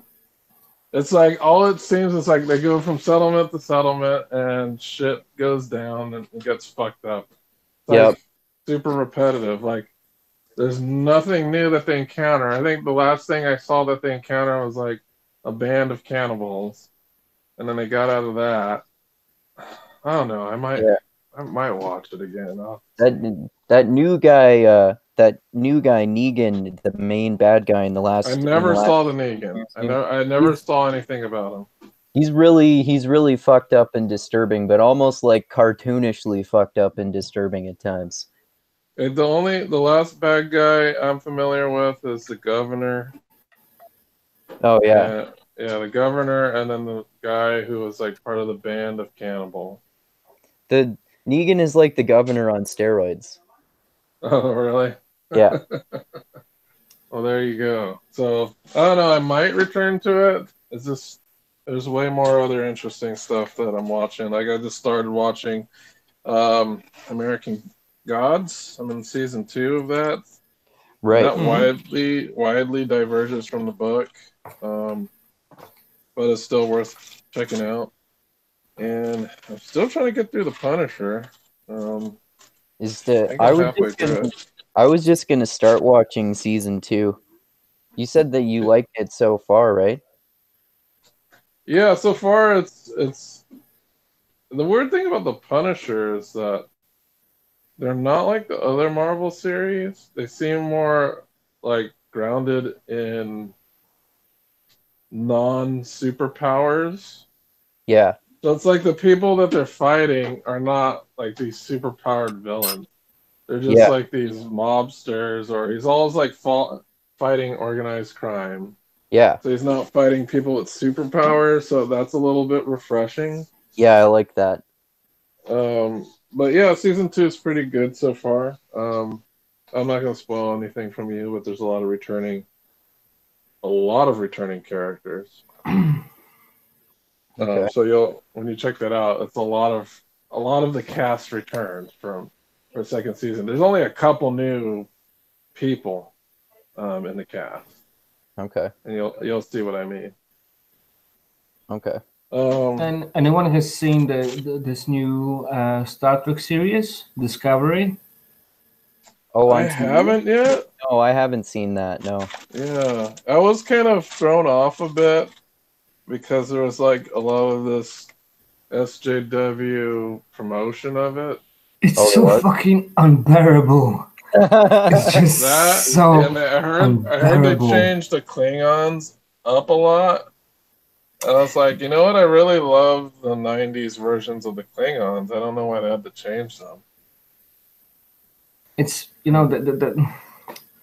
mean, yeah, I mean the Klingons are part of SJW right now. This is where we are. Klingons are part of SJW. Yeah, Oh, wow. yeah. My goodness, it's unbearable. It's ridiculous. It's absolutely ridiculous. It's SJW at its worst because everything is so ridiculously melodramatic, and they always talk about their feelings. And when you make movie, when you make TV series, you cannot talk about this shit. You've got to create some sort of arc. You have to create, for the fuck's sake, Luke Skywalker was more complex than anyone around here. Well, he talked about his feelings a lot in the third movie, Yeah. as he was extremely conflicted. Not as much. Not as much. He was not as extremely much. conflicted about Yes. about his father being this Yeah. Dark Lord. But there was some sort of there were those those sword fights. Yeah. There was something about character development that wasn't so ridiculously in the exposition. It's ridiculous. It's exactly SJW at its worst. Well, I It's didn't unbearable. even finish Enterprise, which I'll have to do someday. But I have to finish that before I even touch Discovery or whatever the hell it's called. I've been wanting to watch. I mean, it's the classic series because Mike Bound was telling me that he's been watching them and just for the unintentional comedy factor. And I do, No, but the pacing of the old Star Trek is so slow. is it? It's like it is ridiculous. come but on already. Well, a lot of those older shows and movies had very slow pacing, That's true. and that's the only problem is that you'll get bored because the pacing is so damn slow. Oh, okay. But Every Star Trek episode could probably, with good editing, be cut in half. Oh, Like, okay. that's how slow the pacing is. I've also been wanting to start watching Star Trek TNG from the beginning because back a while ago when we did that Mixed Mental Arts chat on Star Trek, I just watched like a handful of episodes and a bunch of different series that you recommended, and it kind of seems to me like TNG looks like the one that I would like the most if I watch the whole series because it seems like there are interesting relationships with the characters and they explore a whole bunch of really different fascinating science fiction concepts. Well, TNG, I just say that for me, DS9 ranks #1. Yeah, I remember. I watched I watched a bunch more of those after you recommended them to me. The problem with DS9 is that you gotta watch them in sequential order. Yeah, TNG really doesn't matter whatsoever what order you watch these things in because all the stories are self-contained. yeah, And they tend not to reference each other in other episodes. So that's a plus. that's a big plus for when it was syndicated on TV because you didn't have to follow any type of story arc. Right. Right. That was a problem when DS9 aired because I remember trying to watch DS9 and I was like, I have no idea what's going on. This is really different Right. from the other series where you could just watch one episode and you have everything you need to know to understand what's going on in that episode. Yeah. Yeah. Not It's so like much in DS9. it's like each episode explores some particular science fiction concept or something like that. Yeah, they're Yeah. all like short stories, whereas DS9 is a 3-part trilogy or something, or maybe even 9, because I think it was 8 or 9 seasons that DS9 was on for. Okay. I've seen it was a lot only the first episode of The Next Generation. Yeah. And it was just so fucking awesome. Yeah. It was ridiculously beautiful, and we could. I mean, I do understand that the pace is terrible, and it's just old as fuck. But being honest, there is this movement towards so beautiful things, and that's the most depressing thing about this Discovery thing. Maybe I just bitch and moan too much because because it took me so long to watch all this stuff. But it doesn't move anything anywhere. It's just we know that, and that's the problem. You don't do movies about that. You don't bitch and moan about stuff like that because everybody knows that you can be gay and do stuff. And they make a think about that. There's a gay character. The main character is Vulcan, and she's a girl, and it's unbearable because guys can figure out this kind of frame. I mean, Spock. First of all, Spock was disciplined. In Enterprise, there was a girl Vulcan, and she was super hot. She was super hot. Mm-hmm. Honestly, this girl is ridiculously fuckable, but she's absolutely not hot because I cannot stand her just doing this thing. What she's doing, I mean, being this conflict of emotions inside of her is absolutely one thing I know about, untrue. Is she like the captain? Mm-hmm. If she is the captain, like no, she's. Go ahead. I mean, this girl I'm talking about. I mean, she's Spock. Exactly. So she's the first science officer. Oh, okay. Okay, so Vulcans make terrible captains of shows. So if she was a captain, I'd understand how terrible it is because they typically make terrible captains. Okay. I mean, think is it because they're too logical? Yes. It's not. Okay. Mm-hmm. It's because they disregard emotion, but emotion is very important when you're a leader. Yeah. Being able to,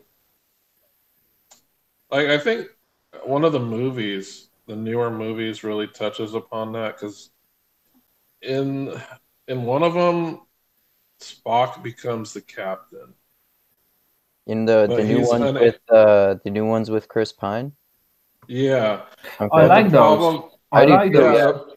Yeah. The problem with Spock is that you have to be able to read people's emotions in order to be an effective leader. Yeah, and the problem with Spock is he doesn't give a shit about people's emotions. Yeah, but this, that's the most beautiful thing about Star Trek. That what you are talking about is basically that we moved towards different positions as a society, and our understanding of what emotion is, it's so different from what was happening in the 50s and the 60s. Yeah, like you said, I mean, the Uhura thing, kissing this douchebag was so important back then.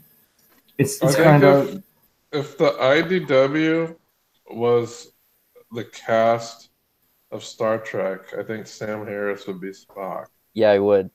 Yeah, but some Harris would be evil out of the sudden. Yeah. It's interesting. It's a case. It's so interesting. because I mean, we look at emotions so differently from what was happening. I mean, Bertrand Russell was writing about that in the '60s, that all of those intellectual things, all of this samharisness, is just auxiliary. It's just secondary. What is the most important thing about us is emotional Yeah. things, but we know nothing about that. It's just such a random thing, especially when you have. Jordan Peterson. Yeah. Mm. Hmm, he's talking about Marx all the time, so I don't know if he remembers all of this. I'd also say too Uh-huh. that if Jordan Peterson was a Star Wars character, he'd probably be Bones, Who's Bones? the Doctor. Oh, okay. Yeah, he would be Bones. Rogan would be Worf. Wow, it works. It works. I agree. Rogan would be who? Worf. Worf is who? Yeah. Worf is which one? Uh-huh. And I think He's like brutish. this is gonna be funny. I think Eric Weinstein would be Deanna Troy. I don't know who that is. She's like Deanna Troy is like the counselor. She's like, I guess I would say the most liberal person in the TNG cast. Oh, okay. Oh, I think I know who you're talking about. Yeah, I'm picturing her. Yeah, she's like, she wears a dress, unlike everybody else on the Enterprise. Right. It's just so interesting because when I think about that, it's so accurate that you can go with all of those dark web BDSM guys and just put them into all those different positions about Star Trek. Yeah, it works. Trying to see who would Dave Rubin. I think he would be. Dave Rubin would be useless. Yeah, Scotty was useful. Oh yeah. No. Dave Rubin would be Wesley Crusher. Oh, exactly. Okay. Exactly. Yeah, that's who Rubin would be. It would be Crusher. No, you know what? Maybe Eric Weinstein would probably be. He'd be LeVar Burton's character. Oh yeah. I can see that. Because he's like super mathematical. He's basically an engineer, so I think that would make more sense. When I listen to you just talking about but when I listen to you talking about this stuff, when I just imagine what I was watching with this Discovery stuff, it's not even a thing to compare. To have this kind of little stupid fun that you are having right now. Because there's absolutely nothing about those characters. There's absolutely there's no characteristic. I mean, they're just very good with math, much better than anyone else. But it doesn't mean anything because you don't have Roddenberry that actually read books. You have a bunch of Orchi. That's his name. Orki. Are they all super smart and virtuous? Those bad robot guys. Guys. You know what I'm talking about? I mean, there's this bunch of guys that were working with the bad robot. J.J. Abrams. Abrams. Yeah. And as far as I just love this first new Star Trek movie from 2009 with Chris Pine. I think Chris Pine was absolutely fantastic. Yeah, me too. He nailed that, and it worked. But where they're going right now with all this stuff is just unbearable because they don't read books. They're not intellectuals. I thought what's his name did a pretty good Spock too. Yeah, the guy who played Siler. Siler. Yeah. I think that's what most people know him from is from being Siler. Yep. which is also a great show. Yeah, I like that too. I didn't like Skyrim? I didn't like the newer seasons as much. I like the I first. didn't see any of the newer seasons. I only I saw didn't. the first two. I haven't seen the newest one, but I think I saw the first three. I didn't like the third one that much, but I liked the first two, if I remember correctly. Well, the last Exactly. ones I saw were, I think, Milo turned bad. What's his character's name? Peter? Paul? Peter? Oh yeah, I think it's Peter. Yeah. Peter? Yeah, he turned into like a rebel, and he was shacking up with like some Irish chick or something. Yeah. It got really weird later on. I remember that, and I remember Hero was like dying or something, and then Yeah. his friend like started getting like these crazy superpowers. Yeah. And they came out with another season, like a newer one, didn't they? Yeah. Yeah. That's the one that I haven't seen. Heroes Reborn or something like that. Something like that. Yeah, one of the characters I really liked was that fat cop guy. What was his name?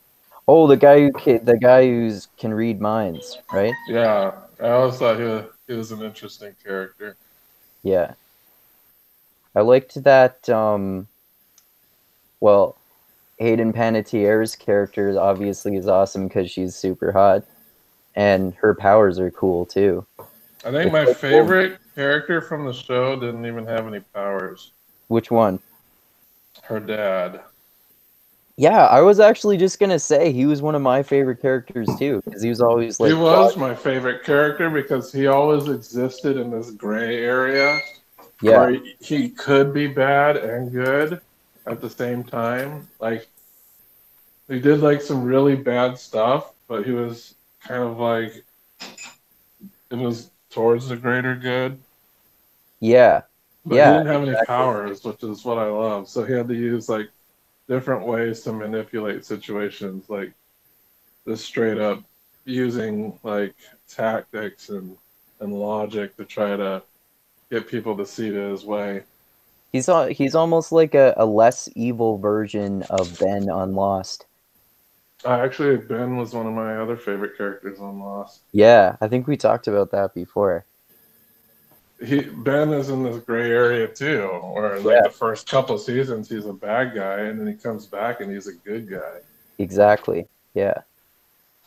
I like that the variable like nature that they're kind of not explicitly one way. They're like exist in this gray nuanced zone. It's like their motivations are not evil. Like they're just maybe the means is a little questionable that they're using to achieve what they're trying to achieve, which is actually a greater good. It's just that their methods you might question a bit. Yeah. They sound like Thanos. They sound like Thanos. Yeah. Well, the funny thing is in the comic book, Thanos was basically evil. There's no redeeming factors. Yeah. They gave him nuance for the movies. Exactly. Because you need to do stuff like that today. Yeah. Yeah. Because we're too complex to... Yeah, his motivations in the comic books are totally different from his motivations in the movies. Like in the comic books, the only reason he did all that was to impress a lady. Really? Yeah. Wow. Yeah, there's Kate Blanchett, right? This dead lady. Yeah, he was trying to impress Death. That was the whole point of him doing that. Really? Yeah. It had nothing to do with achieving balance in the universe. It was all about impressing Lady Death. Wow. Yeah. And they gave him a more nuanced approach in the movies where you think, okay, he kind of has a point, but what he's doing is still, I don't know about that. Snapping out the existence of half the living beings in the universe. Yeah, Yeah, but that's the coolest thing about sci-fi, that you can go into those external things. You can create a space Hitler or A stuff like Yeah, that. space Because Hitler. let's be honest, yeah, especially because yeah. my Zen-like space Hitler, yeah. Because my thing is that I don't watch movies anymore. I mean, I watch two or three masterpieces because there are two or three masterpieces each year. Um, but the thing is that in order to have a movie, you need a zero-sum game, and there is this problem that movies are a creation of enlightenment, a creation of modernity, and you don't have movies that talk about life. You don't have movies that talk about where we are as human beings, as a Well, species. You you have, do. They're just low budget, and they don't and often. You're the, not often found in theaters. and they don't work, and they don't work, and they don't work because in order to have I mean, okay, it's just start of a conversation. I'm just being funny here. But the thing is that you in order to have a movie you need story, Yeah. and in Yeah. order to have a good story you need a zero sum game, and that's the point. Because that's my thing, that's my shtick, that we just moved as humanity into positions that movies are too stupid to describe. That's very well. And when you watch Infinity War is a fucking masterpiece, but it's a story. It's not about humanity. Yeah. I mean, you on the other hand, you have the best science fiction movie. It's not Annihilation because it's Arrival about Arrival's pretty those. good. It's really good. It's really good. I love this stuff. I love this stuff, and it's really transcendent because it's so different from what other people do. Is that the one that came out last year? 2 years Came out a ago, couple I years think. ago. 2 years Yeah. ago, 2 or 3 years ago, when you have those heptapods, those creatures that created this Flying language. squids. Yeah, the squids that gave us language, and thanks to that, we are capable of looking into the future because we have different language. That's so cute. That's so cute. Yeah, but the point behind Infinity War is that it seems so biblical, honestly. Oh, that's the movie you're talking about. I just looked Okay. up Arrival. Yeah, I thought I love. There's two arrivals. There's the arrival and arrival. Yeah, The arrival has Charlie Sheen in it and people who walk on their legs backwards.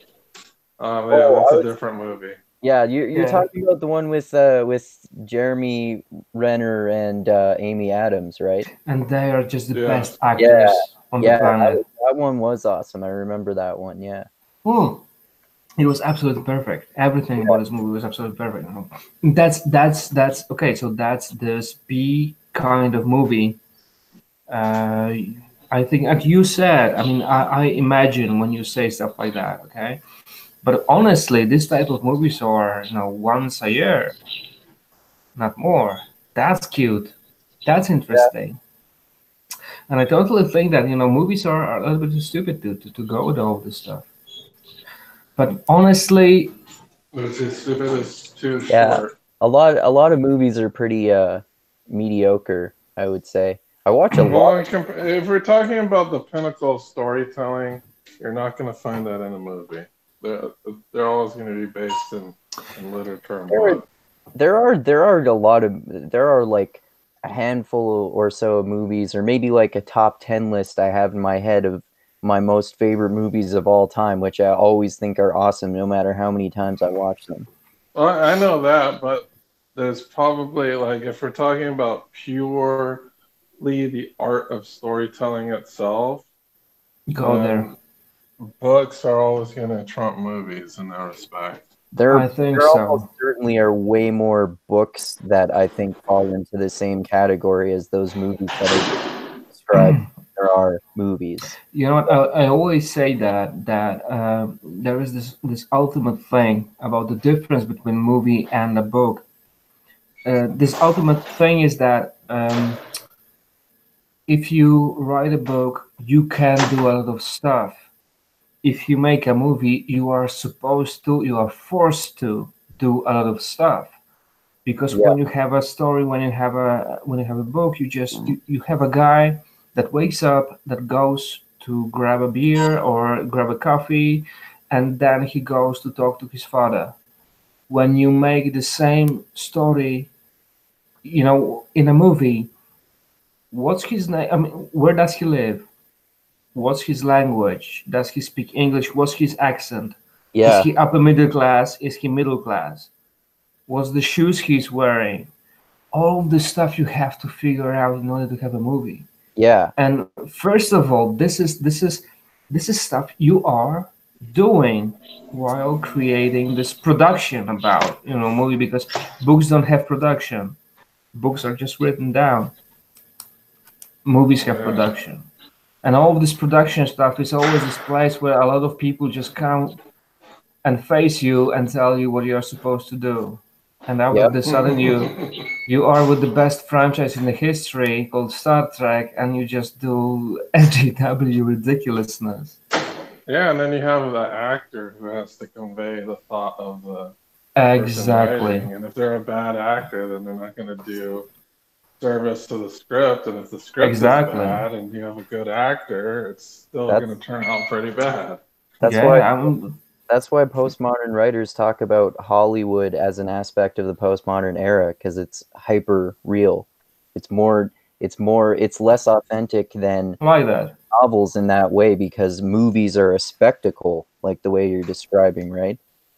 Yeah, but on the other side, even monkeys understand that when we Yeah. fight and we are having fun, we are just having fun. Yeah, and there's nothing Yeah, wrong when- with having fun too. Exactly, and it's nothing wrong with punching somebody in the face while you are having fun. In a situation when a person on the other side is having fun, in the same time, little things.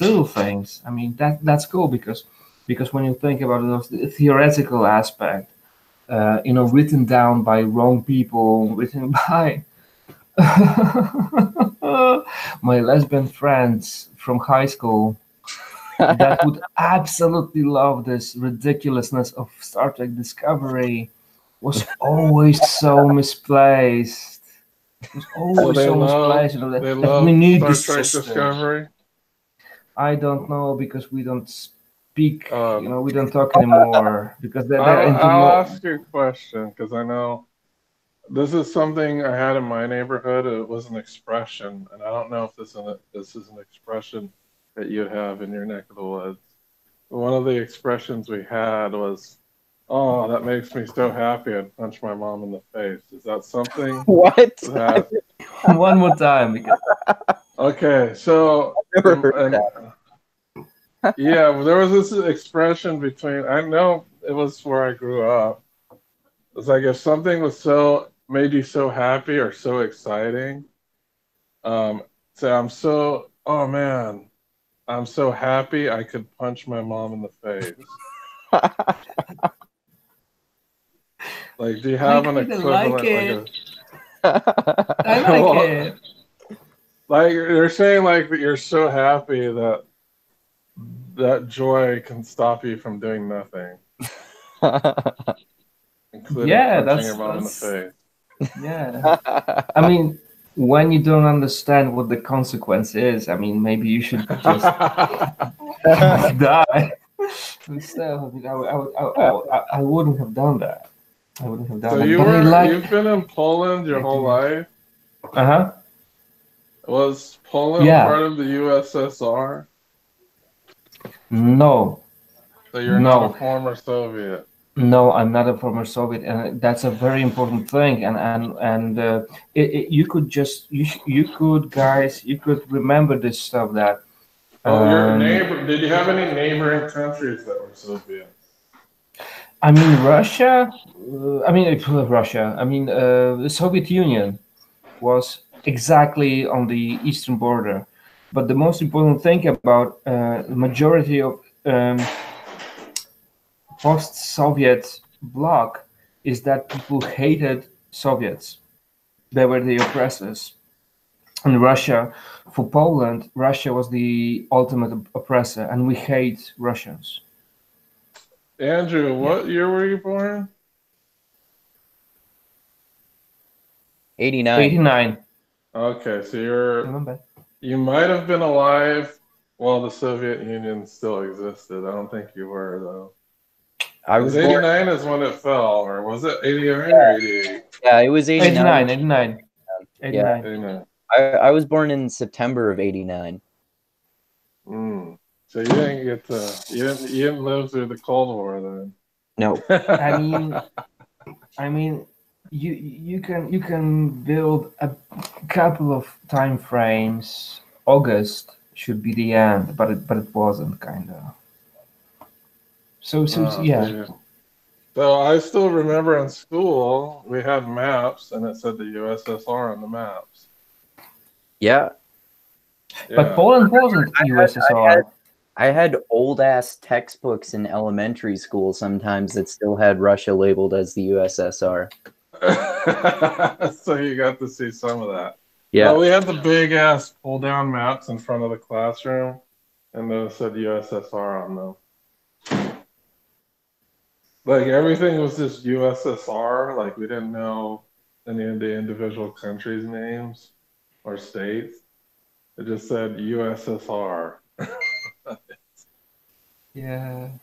Like this global federation of planets that created USS Enterprise. And I think the last representation of the USSR in the game was Street Fighter 2. Because I love that. When you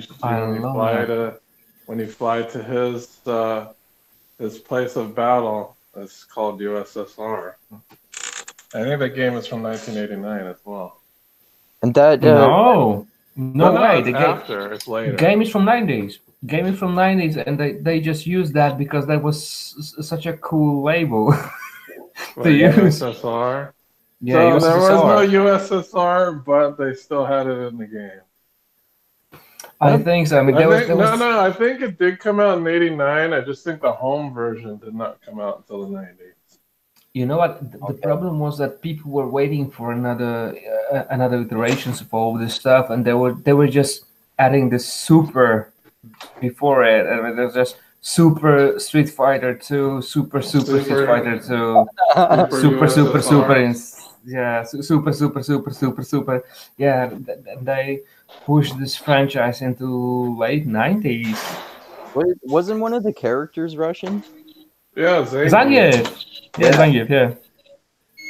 Zangief was from the USSR. Yeah, he was big and ugly. And then, exactly like the Empire. It's like in a communist factory, and you see all these communists like cheering for Zangief. you should look at the background art for Zangief's level. I absolutely like with every single level with this game. It was kind of masterpiece. It was really good. The American levels are like super capitalist. Like one of them is a casino. The other one is an Air Force base. Air Force base, yeah, with Guile, yeah. And one of them, which I thought was interesting, and I think it kind of represents like immigration and immigrants, is Ken's level, which is a dock. And there's like a boat there.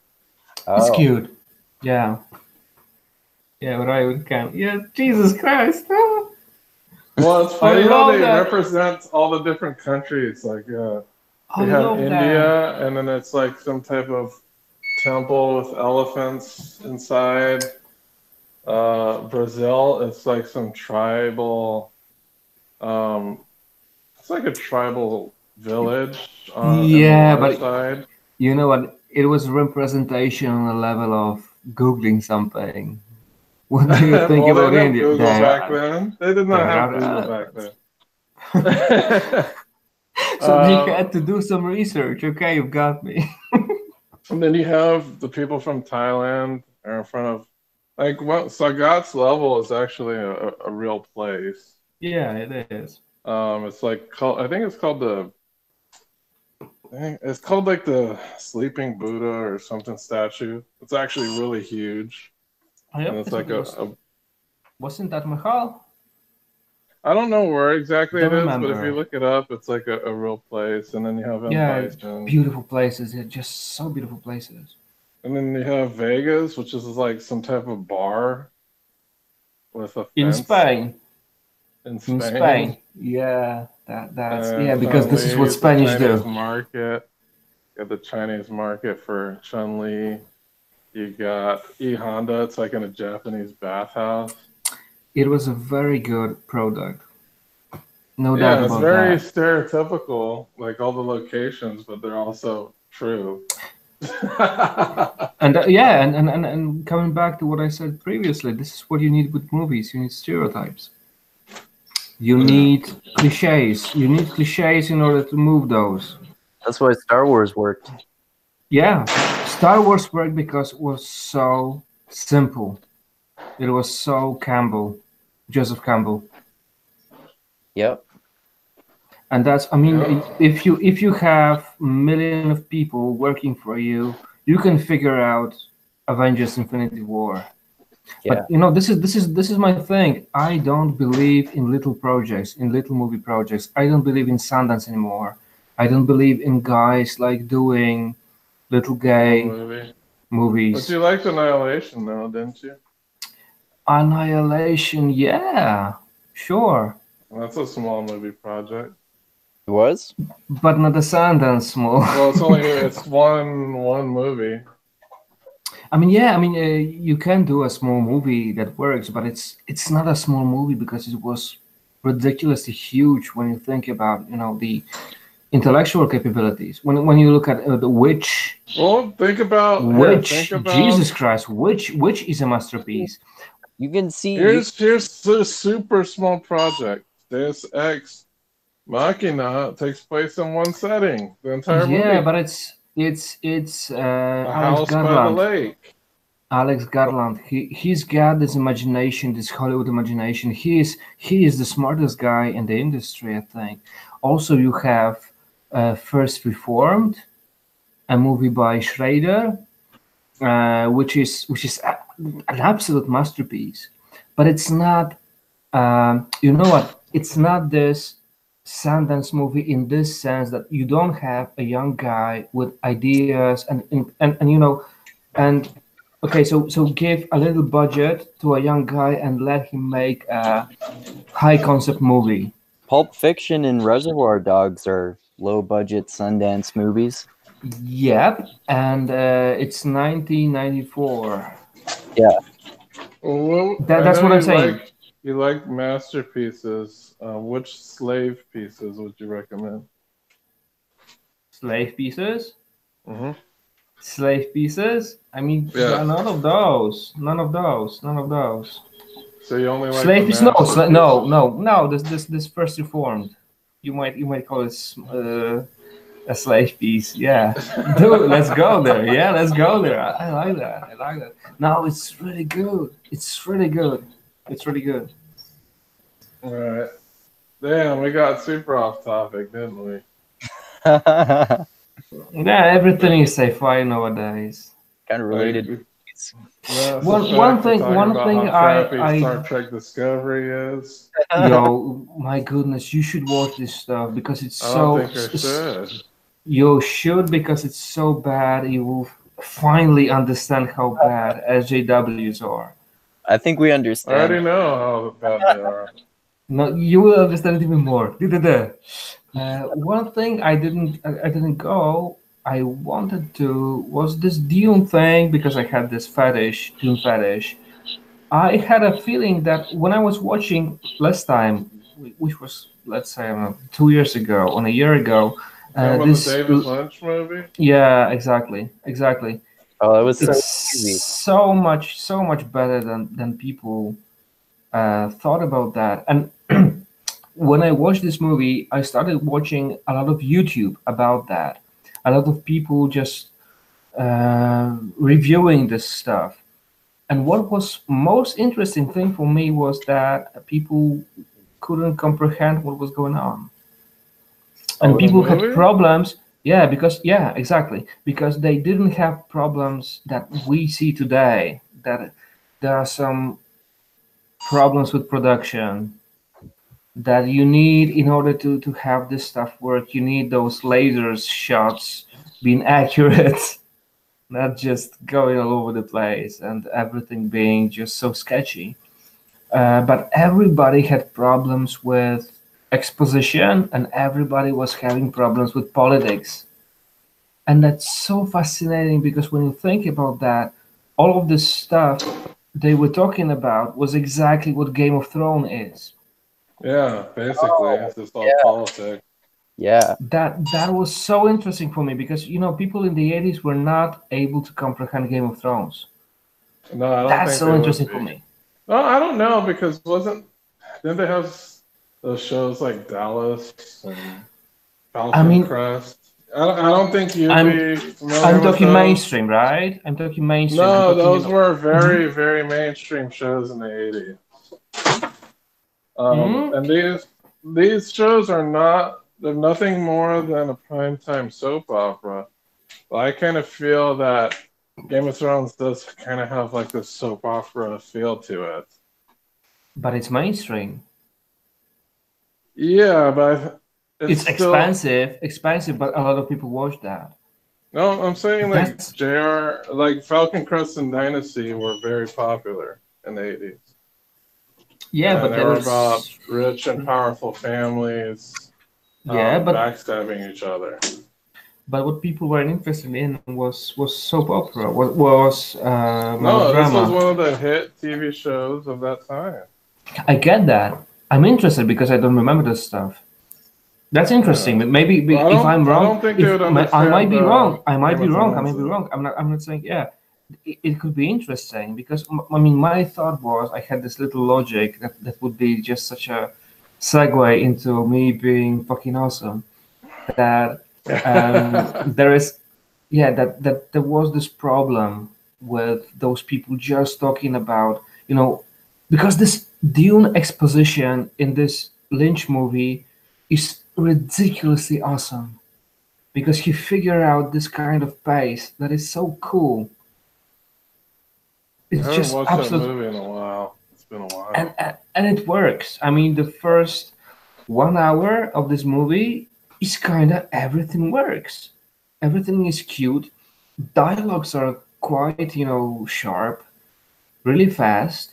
Yeah, I was surprised, but after that, I mean, Lynch was a terrible movie maker. That's a thing. That's true. I Nevertheless, liked I some of his other stuff. Well, I liked Twin Peaks. have you seen the third season? No. Okay, I didn't watch that. It's no because no, this is not the Discovery level terrible because when you watch Discovery, you just understand. Okay, this is wrong. I just learned something. When you watch this latest season of Twin Peaks, you don't learn anything. You just don't understand anything because there's nothing to understand. It's terrible. My goodness. And I So, what love are the Metacritic ratings for Star Trek the. Discovery? I'm interested. This stuff. I mean, the problem with with the latest Lynch series was that every single person that liked this series never watched it to the end because it's just unbearable, and they were just saying that they like that because people do that.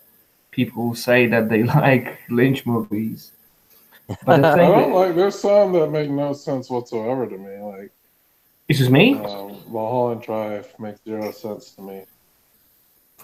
I mean, I like this movie. It's okay. You like Mulholland Drive? I don't even get it. I don't even know what it's about. You know what? I mean, my favorite Lynch project is first season and second season of Twin Peaks because it's just Whedon type of writing, It's and so it's weird. it's really weird. It's really weird, but in this weirdness, you have so much fun when you And try to. I'll have to say this. There's a Mhm. game that channeled. There's actually two video games that channeled the spirit of Twin Peaks. Shoot. One of them is called Alan Wake. Yeah. The other one is called Deadly Premonition. Never heard of that. It's a very obscure Japanese video game. No, But Japanese Deadly Premonition is almost a carbon copy of Twin Peaks. Like, your character is an FBI agent. Okay. And you're investigating a murder of a young girl in the Pacific Northwest. And it's a very weird game. I mean, that's the problem with Lynch, because when you look at Blue Velvet, this is just a weird movie. When you look at Twin Peaks, there was this Frost guy that rewrote the script more than once, and there is just so much content in this understanding of how cool it would be if we could just go into the most extreme places while writing the script. Exactly what Joss Whedon is doing with every single of his projects. So that was cute thing, but it would take me a little bit just to. No, you need cases. You need to show. You need to point your fingers. You point your finger at places where it happens, because it does. Because it does. So do you like Buffy since you like Joss Whedon? Yeah. Yeah. It's cool. Yeah, it's cool. I mean, I've seen Hear me? a bit of this stuff. I haven't seen all of this stuff. I love Firefly. I really like Dollhouse. Yeah, but the difference between Dollhouse and Twin Peaks is that, in Dollhouse you don't have David Lynch, so you don't have ridiculous things. You don't have big, large.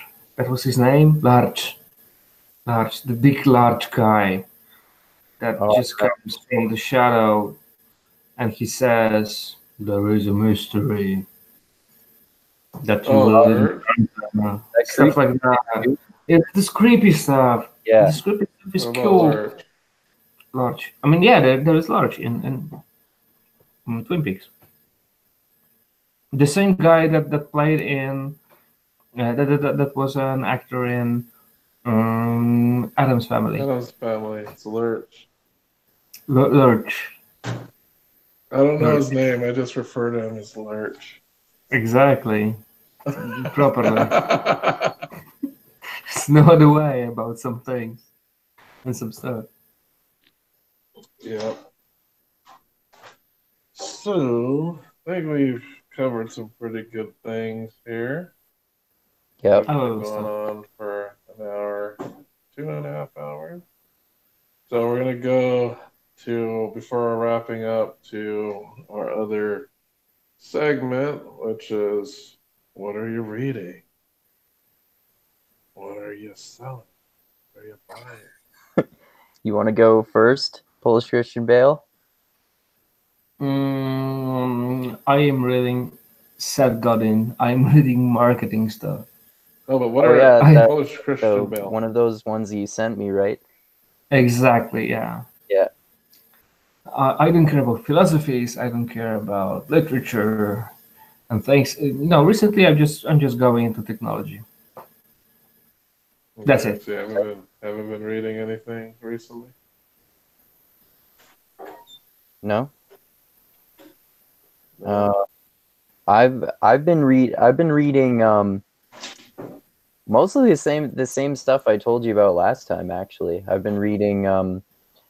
I've been going through that, and I've been going through that anthology of British literature and reading some of the Canterbury Tales and reading some old Middle English poems, like that funny one I sent you called "I Have a Noble Cock." Yeah. And they're talking about a rooster, though, right? Yeah, they're talking about a rooster. And then I've still been also going through that book on the history of American philosophy that Hayden Bruce sent me, and taking notes on that, and we might talk about that eventually. It's interesting. I was mentioning last week, I think, about how there started to be this division between theology and philosophy, whereas theology and philosophy were kind of more linked before the Enlightenment era, and Darwin and all these sorts of things started to help started to make people's arguments for a literal interpretation of the Bible make less sense if especially like because Christians wanted to start to have a more scientific worldview. Hmm. I mean, could you give me some names? Because I mean, what you are talking about sounds like Caputo. Yeah, that's one of them. Like it goes a lot into the underlying like social and political factors and stuff like that that led into some of the first pragmatists. So yeah, they talk about pragmatists like Caputo too, and like John, like Rorty. Sorry. Rorty. Also, you have a bit of Rorty around there. Yeah. Yeah. And like they go into, of course, people like William James and John Dewey, and John Obviously. and John Locke and Kant and Hegel. And what just happened, Dusty? Did you use your woke powers? Honestly, I mean that's such a beautiful, history of genius people. Yeah.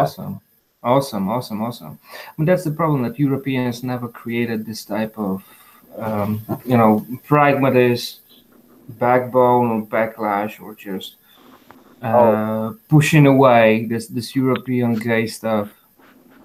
And you needed those Foucault guys to come inside, to come into in one moment in history, and just creating too much stuff in too short time. And that's cute about Americans, that they always had this tradition for so many years, and that's why everything is so organic about it. Yeah, for sure. That's why like that's why Hayden appreciates pragmatism so much. And yeah, like exactly. It's interesting too, because I've been that's part of how, like, learning more about the history of American philosophy, which I'm going to do more. Like, I'm going to read more about Kant and Hegel and like German philosophy that influenced early American philosophy too, because I've been, as you know, I've been reading a lot about postmodern writers and stuff, and it's good to go back to the modern stuff to help like help balance and like see the clash between these things and stuff like that. Yeah, but remember about all this German old stuff. It's really fucking boring. That's a big difference between all those postmodern French guys. They're kind of entertaining. They knew how to write stuff. Yeah. There is a difference, between. Like, what are some of the German philosophers that are boring? Let's start with Kant, obviously. Let's go to Hegel and yeah, these are the guys. I mean, Hölderlin. But in 18th century, 19th century, you don't have much difference between philosophy and poetry. Schiller guy. I mean, but those poets were kind of smart, but they were talking about their shit. I mean, it's old. When we watch Star Trek, when we see Uhura kissing this white stupid dude, and we making a thing out of it. So what can we do with those German old guys? They're just ridiculously useless. I mean, Goethe was the biggest one. I think he was Marshall McLuhan level of understanding of things, or Plato. That's no Goethe. Goethe was weird, but he was anti-Semite. Little things. Yeah. Well, little things. Well, Heidegger was like wasn't he either he worked with the Nazis or literally was a Nazi at some point? I mean, he was in a moment he didn't understand anything about politics, and he needed to align with whatever was going on in this moment in history. I mean, he was a Nazi, and he was, but honestly, I mean, he had the second most ideological work. I mean, job in Germany next to I don't know, Mengele.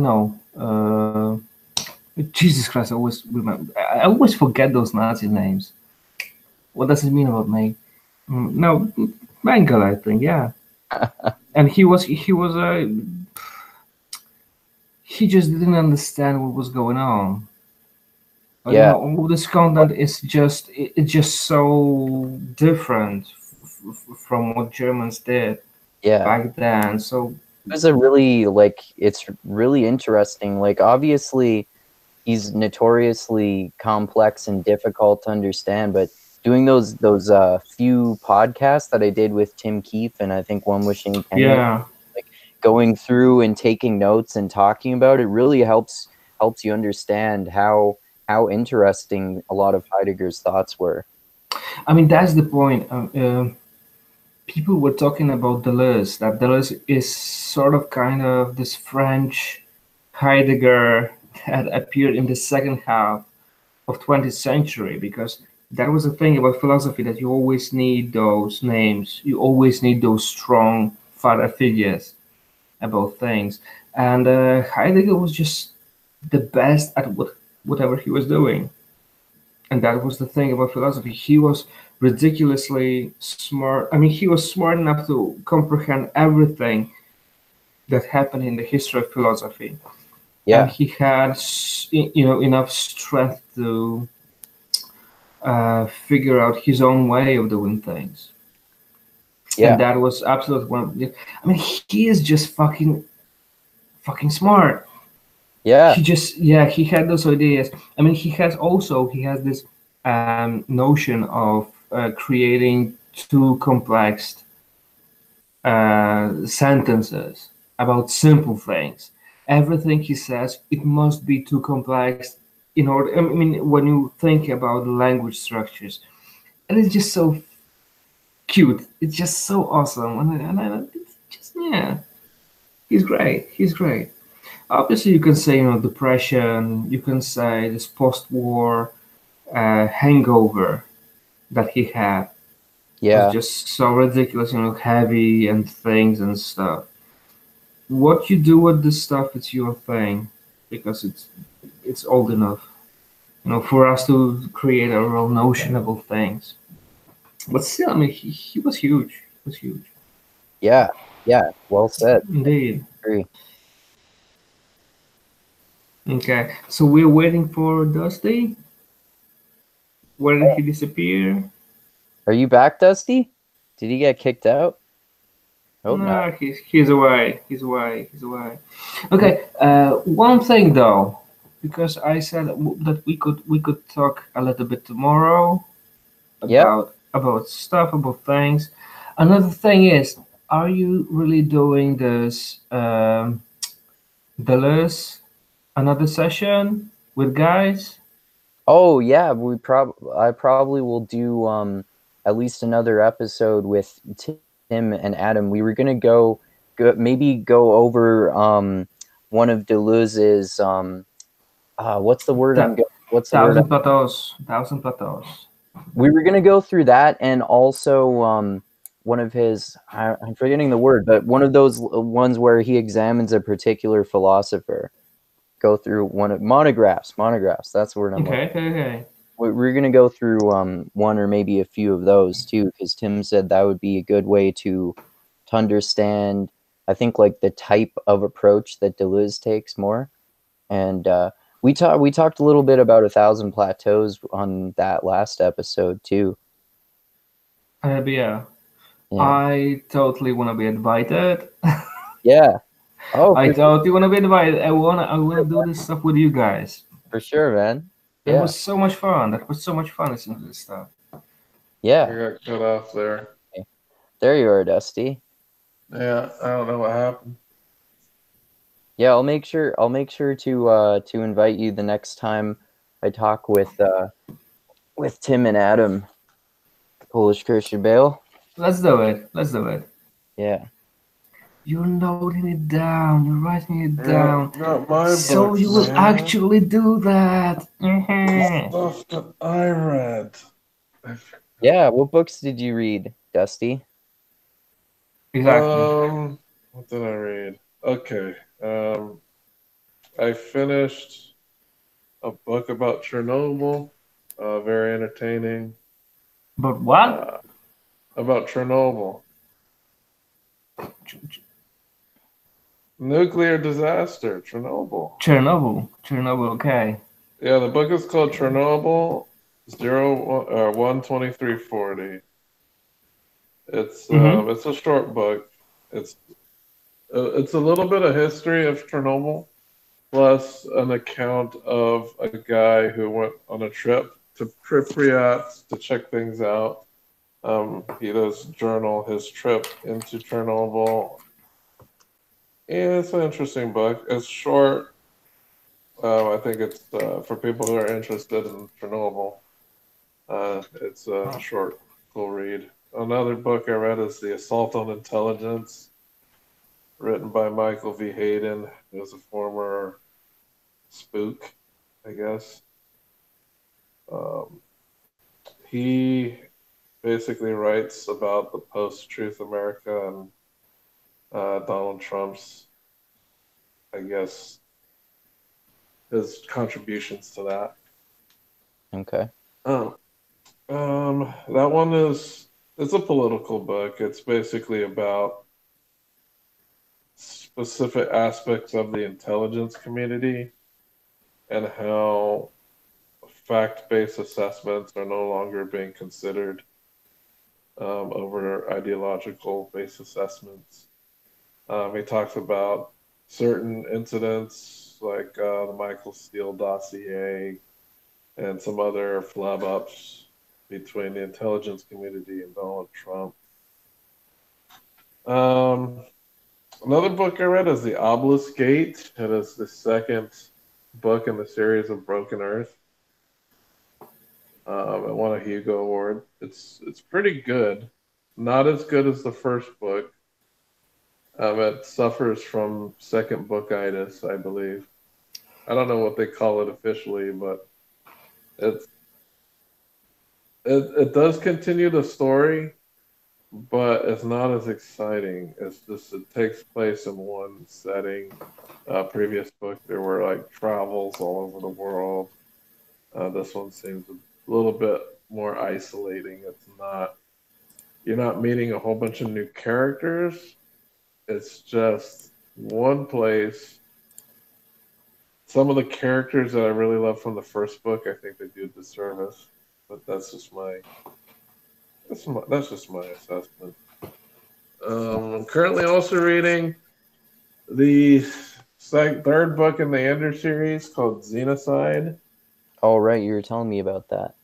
There's a lot of philosophical banterings and rantings in this book. I'd say it'd be interesting to people who are not familiar with some of the philosophical questions asked, as it is a sci-fi book, and it does question xenocide, which is basically genocide of an alien race, and the implications of that, and some of the philosophical questions that come. It's like it's like the question that I guess some of them are asking: is it better to save humanity by killing off another alien race, or is it best just to have us die naturally because it's not a natural course of evolution? There's like a bunch of different interesting questions like that they ask. I remember that Um, being interesting in the first one. yeah. So in this book, it's a direct sequel to the second book. It takes place right after it, and it's not as like I guess you'd say there's in each of the books it seems to be a progression of interesting and new technologies, and the third book is kind of stagnant in a way because they do just mostly focus on philosophical arguments, and they rehash these same arguments over and over. So that's something that can, I don't know, I find it that they kind of reiterate the same arguments in the book too often without progressing towards the story. Like I feel half of what's written here can be completely cut out. Because it's like they have the same arguments over and over, it seems like, which is not fun when two people have a philosophical argument and then 2 chapters later they're having the same argument with no resolution. But yeah, I think it's still a good book though. I still enjoyed it. And the other current book I'm reading is called Cybersecurity and Cyber War. And it's just a basic book about written by a researcher from the Brookings Institute who deals with cybersecurity and cyber war. So it's just a very blanket covering of what that is, what cybersecurity entails, just like the basics of what other countries are doing to participate in the war, and how Congress is kind of inept to what's going on because they have a lack of basic understanding of how the internet works. I think one of the first things he says in the book that out of all the Supreme Court members, I think it just maybe 1 or 2 have used email before. So it's like how can you make laws about the internet and you have such a basic and non-understanding of what that is? Wow. So it's pretty critical of that aspect of politicians not knowing what the hell they're talking about. And I'm also right now I'm rereading American Gods through print instead of listening to it. When are we doing the chat on that? Next month. Next month? Okay. Yeah. And then the week after that is going to be The Great Hunt. Sweet. So be prepared. Wait, when did you say is that one? The one for The Great Hunt? Yeah. It's the week after that one. After the Great Hunt, after the American Gods. Okay. I think it's the first week of May is the American Gods, and then the next week after that is going to be The Great Hunt. Okay. Covering all of Robert Jordan's books. It's going to be fun. Are you familiar with Robert Jordan, Christian Bale from Poland? Not yet. But I will be.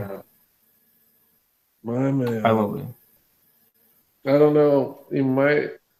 It's not super philosophical, but it's entertaining, complex, and it draws from a lot of different mythologies and things of that nature. Yeah, it's really interesting. I bet you would like fantasy series in general. And Amazon is working on bringing it to the silver screen. Well, not the silver screen. Yeah, they have to work. I mean, I bought this stuff for my mom. So I'll have the resource. You bought The Eye of the World. Yes, The Eye of the World. Yeah, I bought it for my mom. You bought the first book for your mom? Yeah.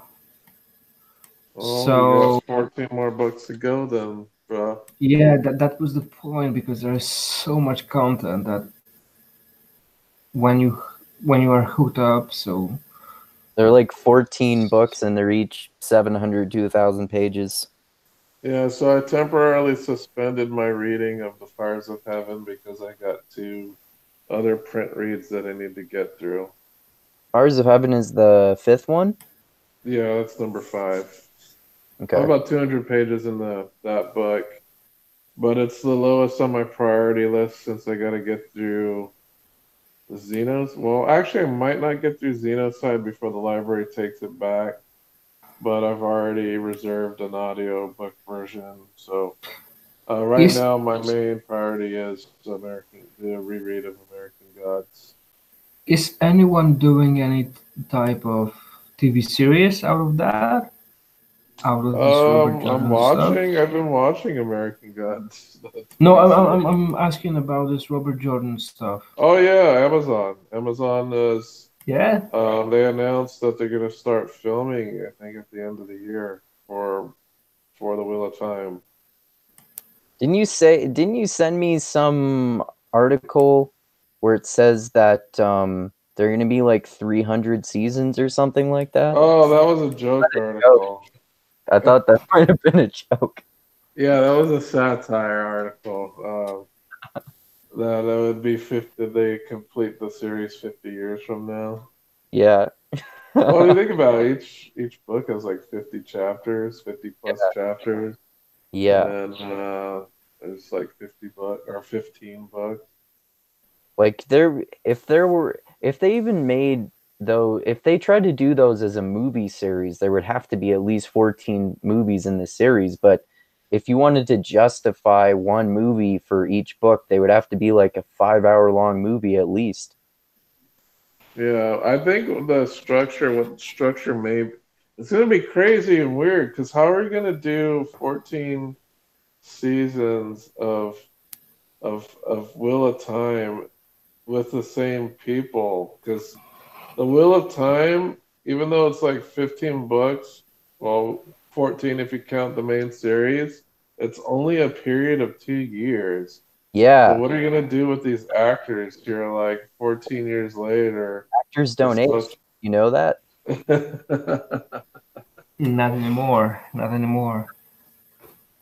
So I think they're gonna probably try to do the whole thing probably within, because you have to remember too, like the main protagonists are young. They're like in the book, I think they're in their 20, and the women like Egwene and Elaine, they're in their late teens.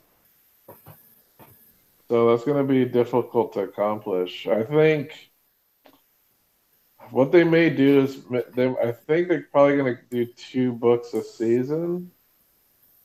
Maybe we'll have to see because there's no way they can logistically do a season a year without a character, unless they're gonna just forego that this whole series takes place in 2 years. They could just get 30-year-olds to play 20-year-olds and then reduce their age Oh, down.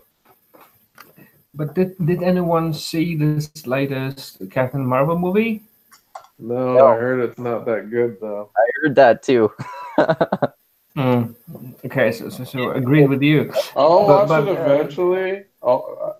I have to see if there's a good version on the site I visit. the thing is that there was this de-aging of Samuel L. Jackson Oh, they in this de-aged movie. him? Yeah, they de-aged him, and it was just absolutely ridiculously fantastic. Yeah. Well, they've done that to Kurt Russell too before, right? Yeah, in In Guardians of the Galaxy. yeah, he looked like he was like in his 20 30s. something, yeah, He's even, yeah. or in Yeah, no, 20s. they've been starting to do that de-aging quite a bit. Yeah. As they did that with what's his name in Ant-Man? What's his name? Oh, I don't know. I haven't seen the Ant-Man movie. I Oh, they're know, pretty I know. good. The Yeah. Dr. Pym, they Michael de-aged Douglas. him. Michael Okay, Douglas. Michael Douglas. they de-aged him because there's a segment where they go, like they do it when he's like in his 40s, Mm-hmm. and they de-aged him for those segments. Michael Douglas was this guy. Yeah, because if you watch the first movie, when he first comes out, he's like in his 40s because they're doing like this little flashback, and then he goes to like his regular age. But yeah, they de-aged him for segments of the movie. But there was this campaign going on that people were saying to watch Battle Angel instead of Captain Marvel. What's Battle Angel?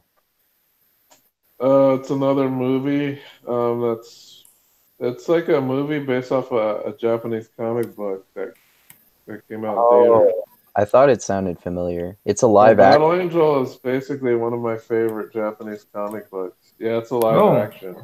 Oh, okay. Have you seen it? I haven't seen it yet I- because a good version has not popped up on my website yet. Okay. Mhm. Once a HD version pops up, I will watch it. Dusty, Cool. what do you think about Death Note? The movie? No, The movie sucked. the anime series. Okay, I've both read and watched it, Mm-hmm. and they're basically identical, and they're good. Oh, okay. That was such a spectacular thing, I thought. Yeah, That's Death Note, the series is excellent. The movie It's is just- fucking bad, though. Don't watch it. It's Netflix stuff. Netflix Yeah, stuff. it's horrible. Wouldn't expect too much. Yeah, indeed. Mm. You can't really make a movie out of that anyway, because it's two Exactly. seasons. The show is 2 seasons, and it's super complex. Yeah, I Like- mean, how many hours of this stuff? Well, if it's 2 seasons, it's likely 54 episodes.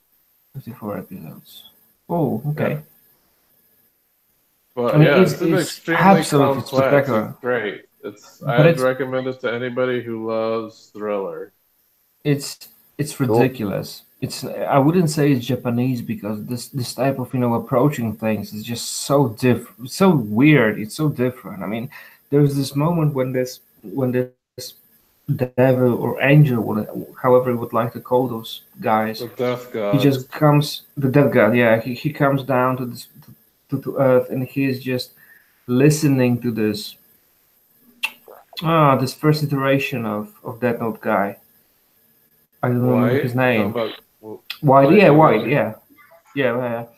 And when he is just listening to this guy, he's just, oh my fucking god, where this guy is going? And I just figured out when I was listening to this guy, looking at this guy, I was saying exactly same stuff.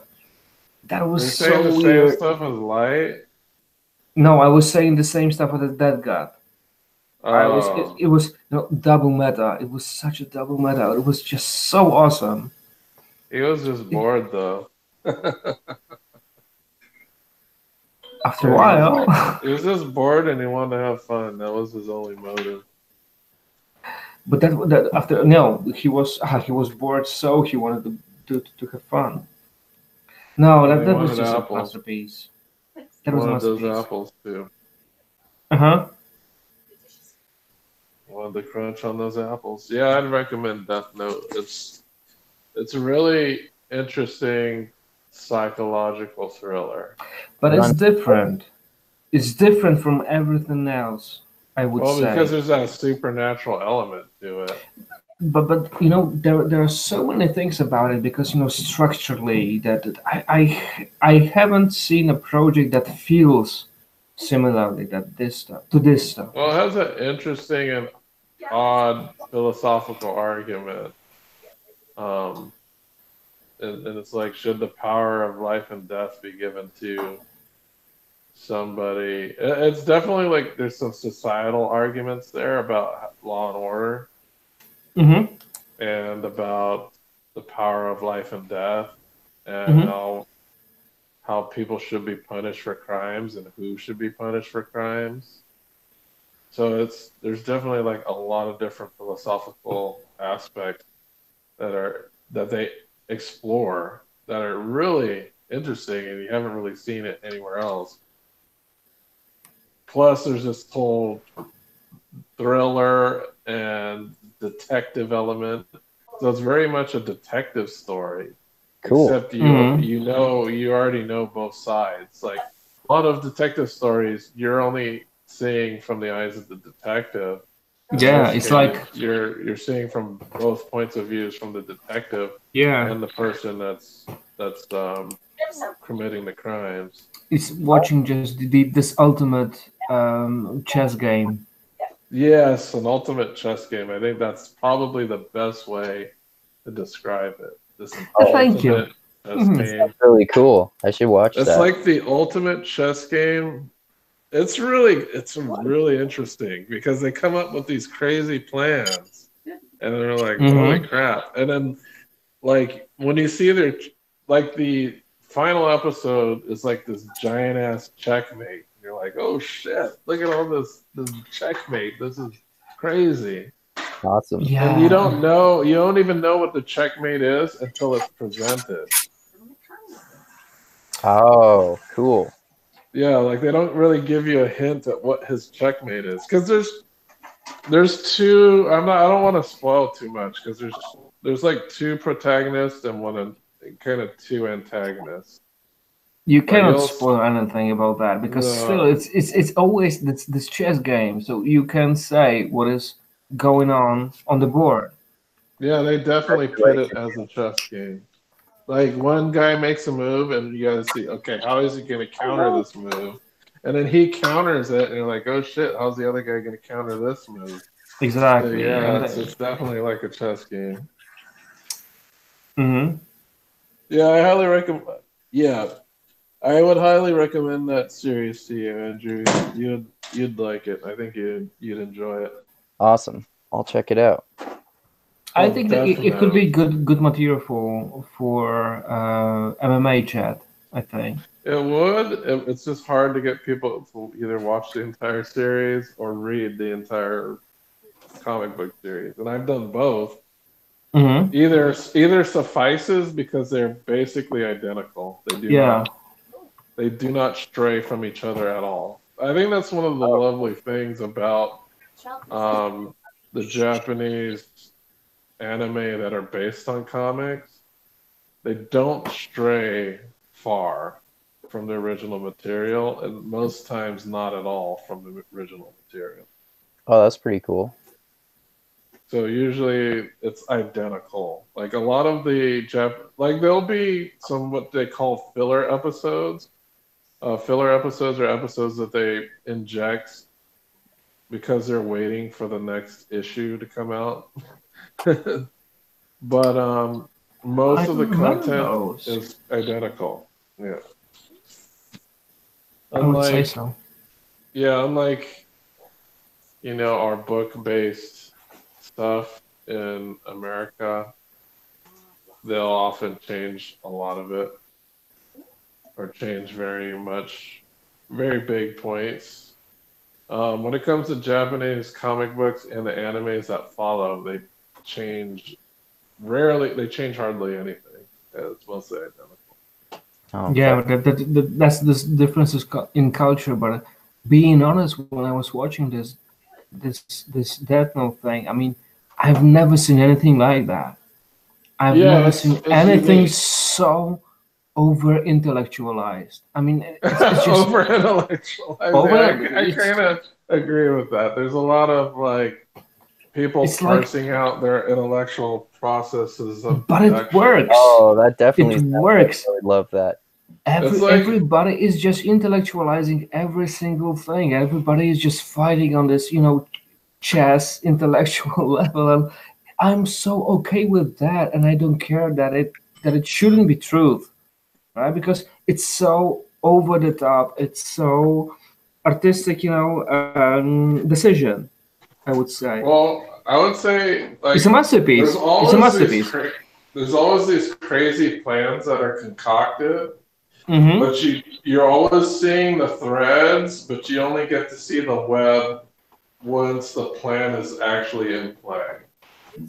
Then Yeah. they explain what the actual plan is. It's like, oh, all of this was set up for this crazy ass plan, and you're like, oh wow, that's really intricate.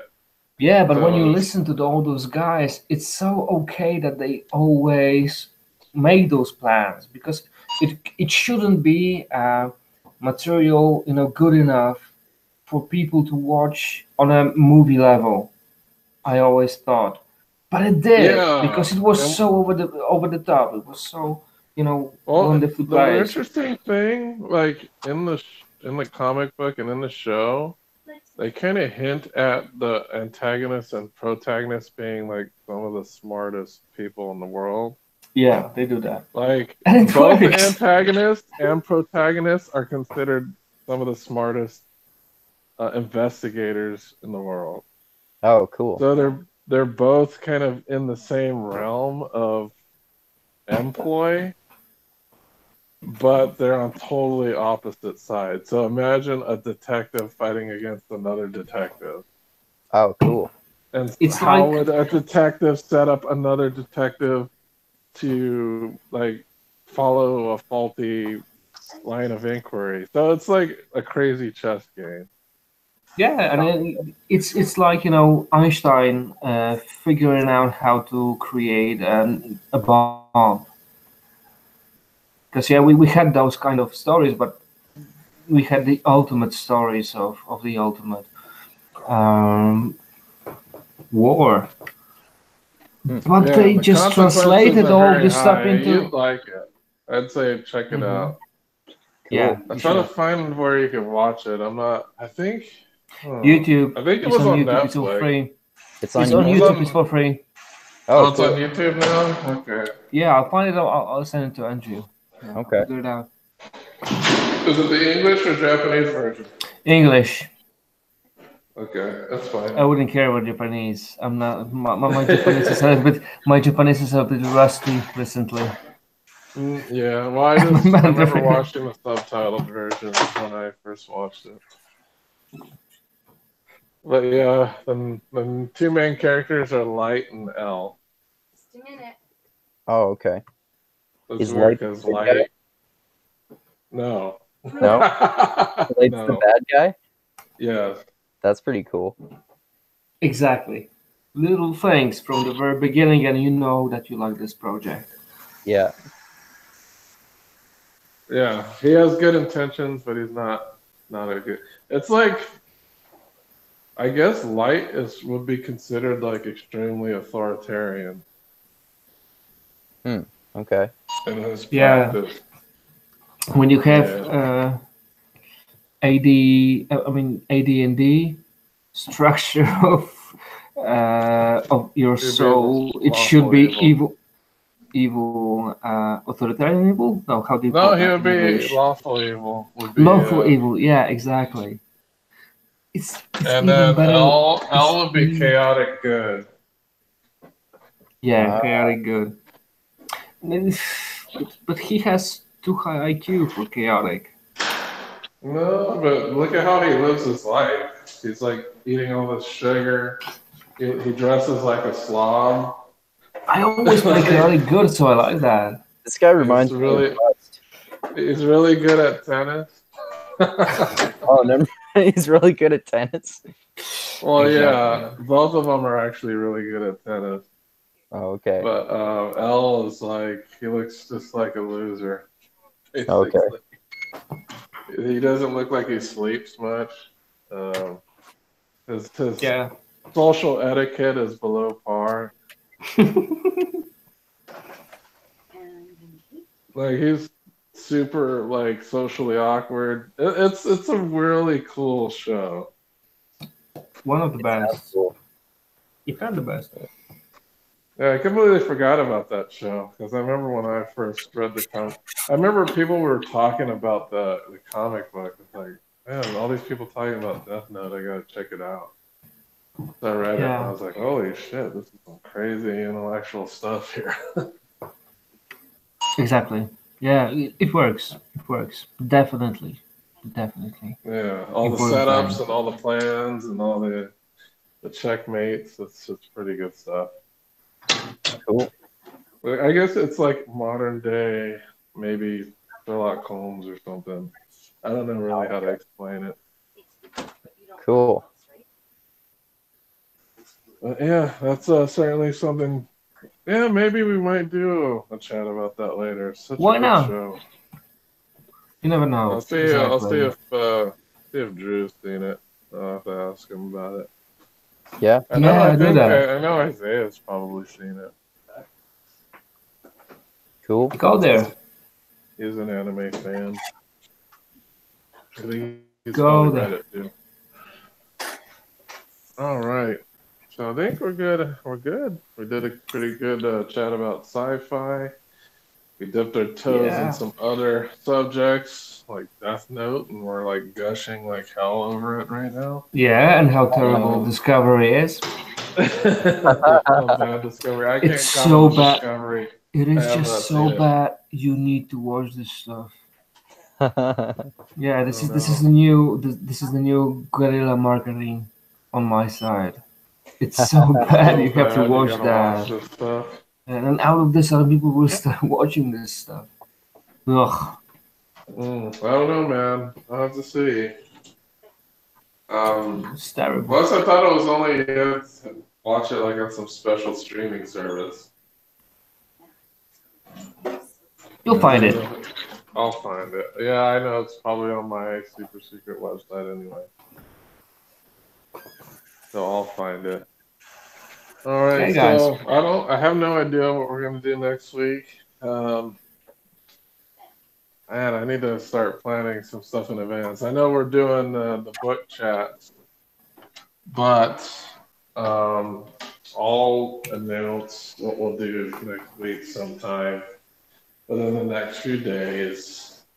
If anybody out there has suggestions, you can shoot me a line too, and I'll consider that as well. It took me a while just to think, what the hell can we talk about? It's like, so you could literally talk about anything, but sometimes I just get like this stumped about what we should talk about. And it's like, oh, let's talk about printing software. NBA playoffs are coming. Well, unfortunately, I don't Houston know Rockets. anything about basketball. Houston Rockets. So I would This be is everything you completely should lost know. there. Houston Rockets. Or we could talk. Well, I don't know. I think we talked about Battle Angel before. When we talked about anime and manga, but I can't wait for the stupid movie to get a good version so I can watch it. But yeah, I think the last movie I watched was Wreck-It Ralph 2. You guys talked about Witch? Which? Yeah, the movie Witch. I've not heard of that movie. It's a masterpiece. It's The ridiculous. werewolf? Which it's VVITCH. Yeah. V-B-I... V. Yeah, that's strange because they don't use W, but I talk about Two they don't spell it with V's. a W, they spell it with two V's. yeah. I've never even heard of this movie. I mean, it's ridiculous. It's ridiculous. It's a masterpiece. It's Stanley Kubrick movie, but Stanley Kubrick never.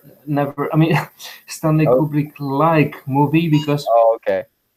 kind of yeah, because he never made anything like that, but he would like to kind of thing.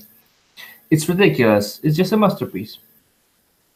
No, I've not seen Witch. Me neither. Do that. It might be Well, because it's 2 hours of watching material, and there is a lot of things you could talk about. Huh. Think I'm about sure that. there are. Think about that. Well, I'll think about it. I would have to watch that movie and think about it.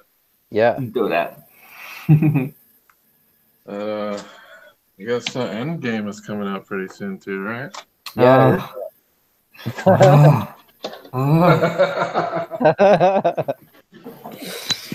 I love this material. Endgame, do you think that's going to be it?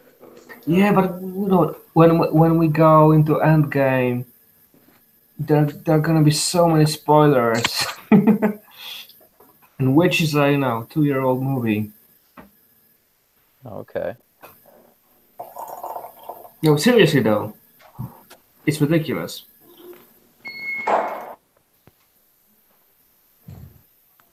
Ridiculous, you said? Yeah. Yeah. Endgame is Ridiculous. It's gonna be.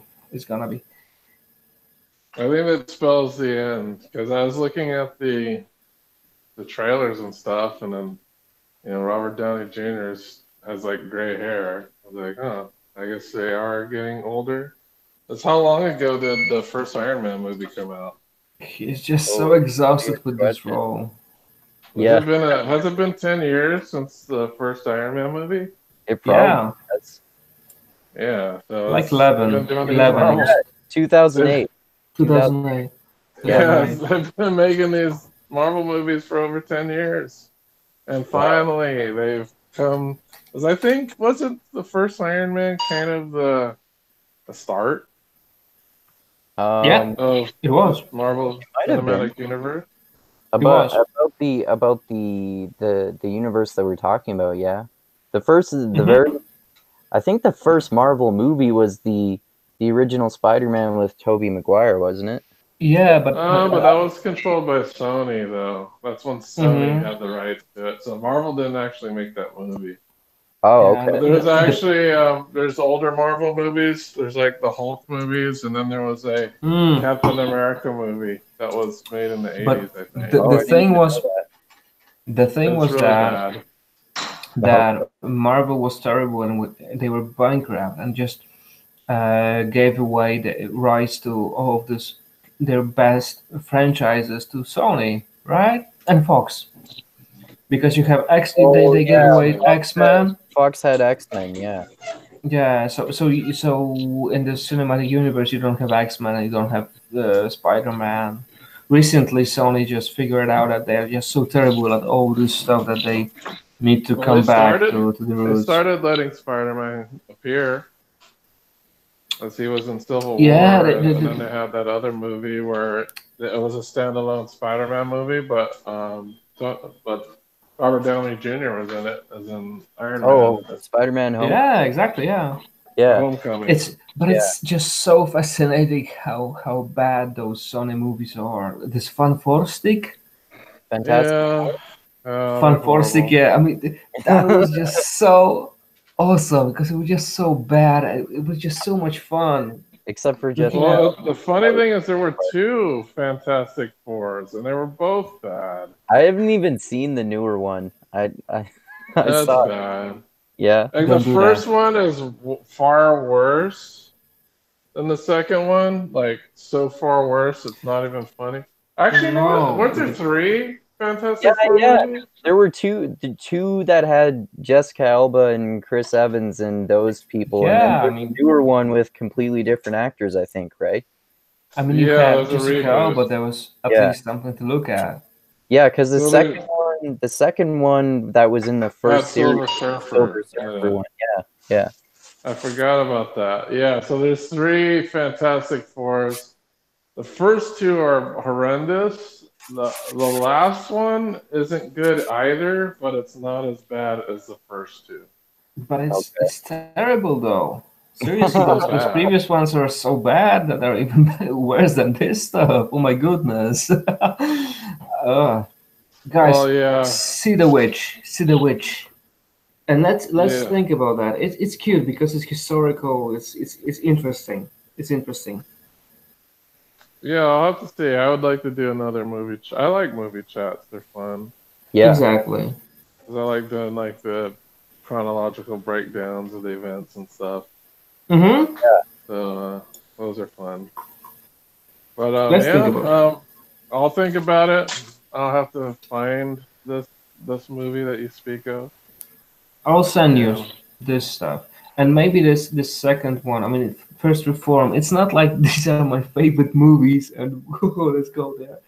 But these are really good movies. yeah, because a lot of my chats, I do base a lot of them on suggestions from people. Awesome. Like, like the American Gods. This is not. Yeah, it was voted. Like people voted on it. I didn't make it myself. So and then other ones like the alt-right movie. I know since I've watched it and Andrew watched it and Drew watched it. I was like, okay, we've watched this before. Let's talk about it. Yeah. And Sure.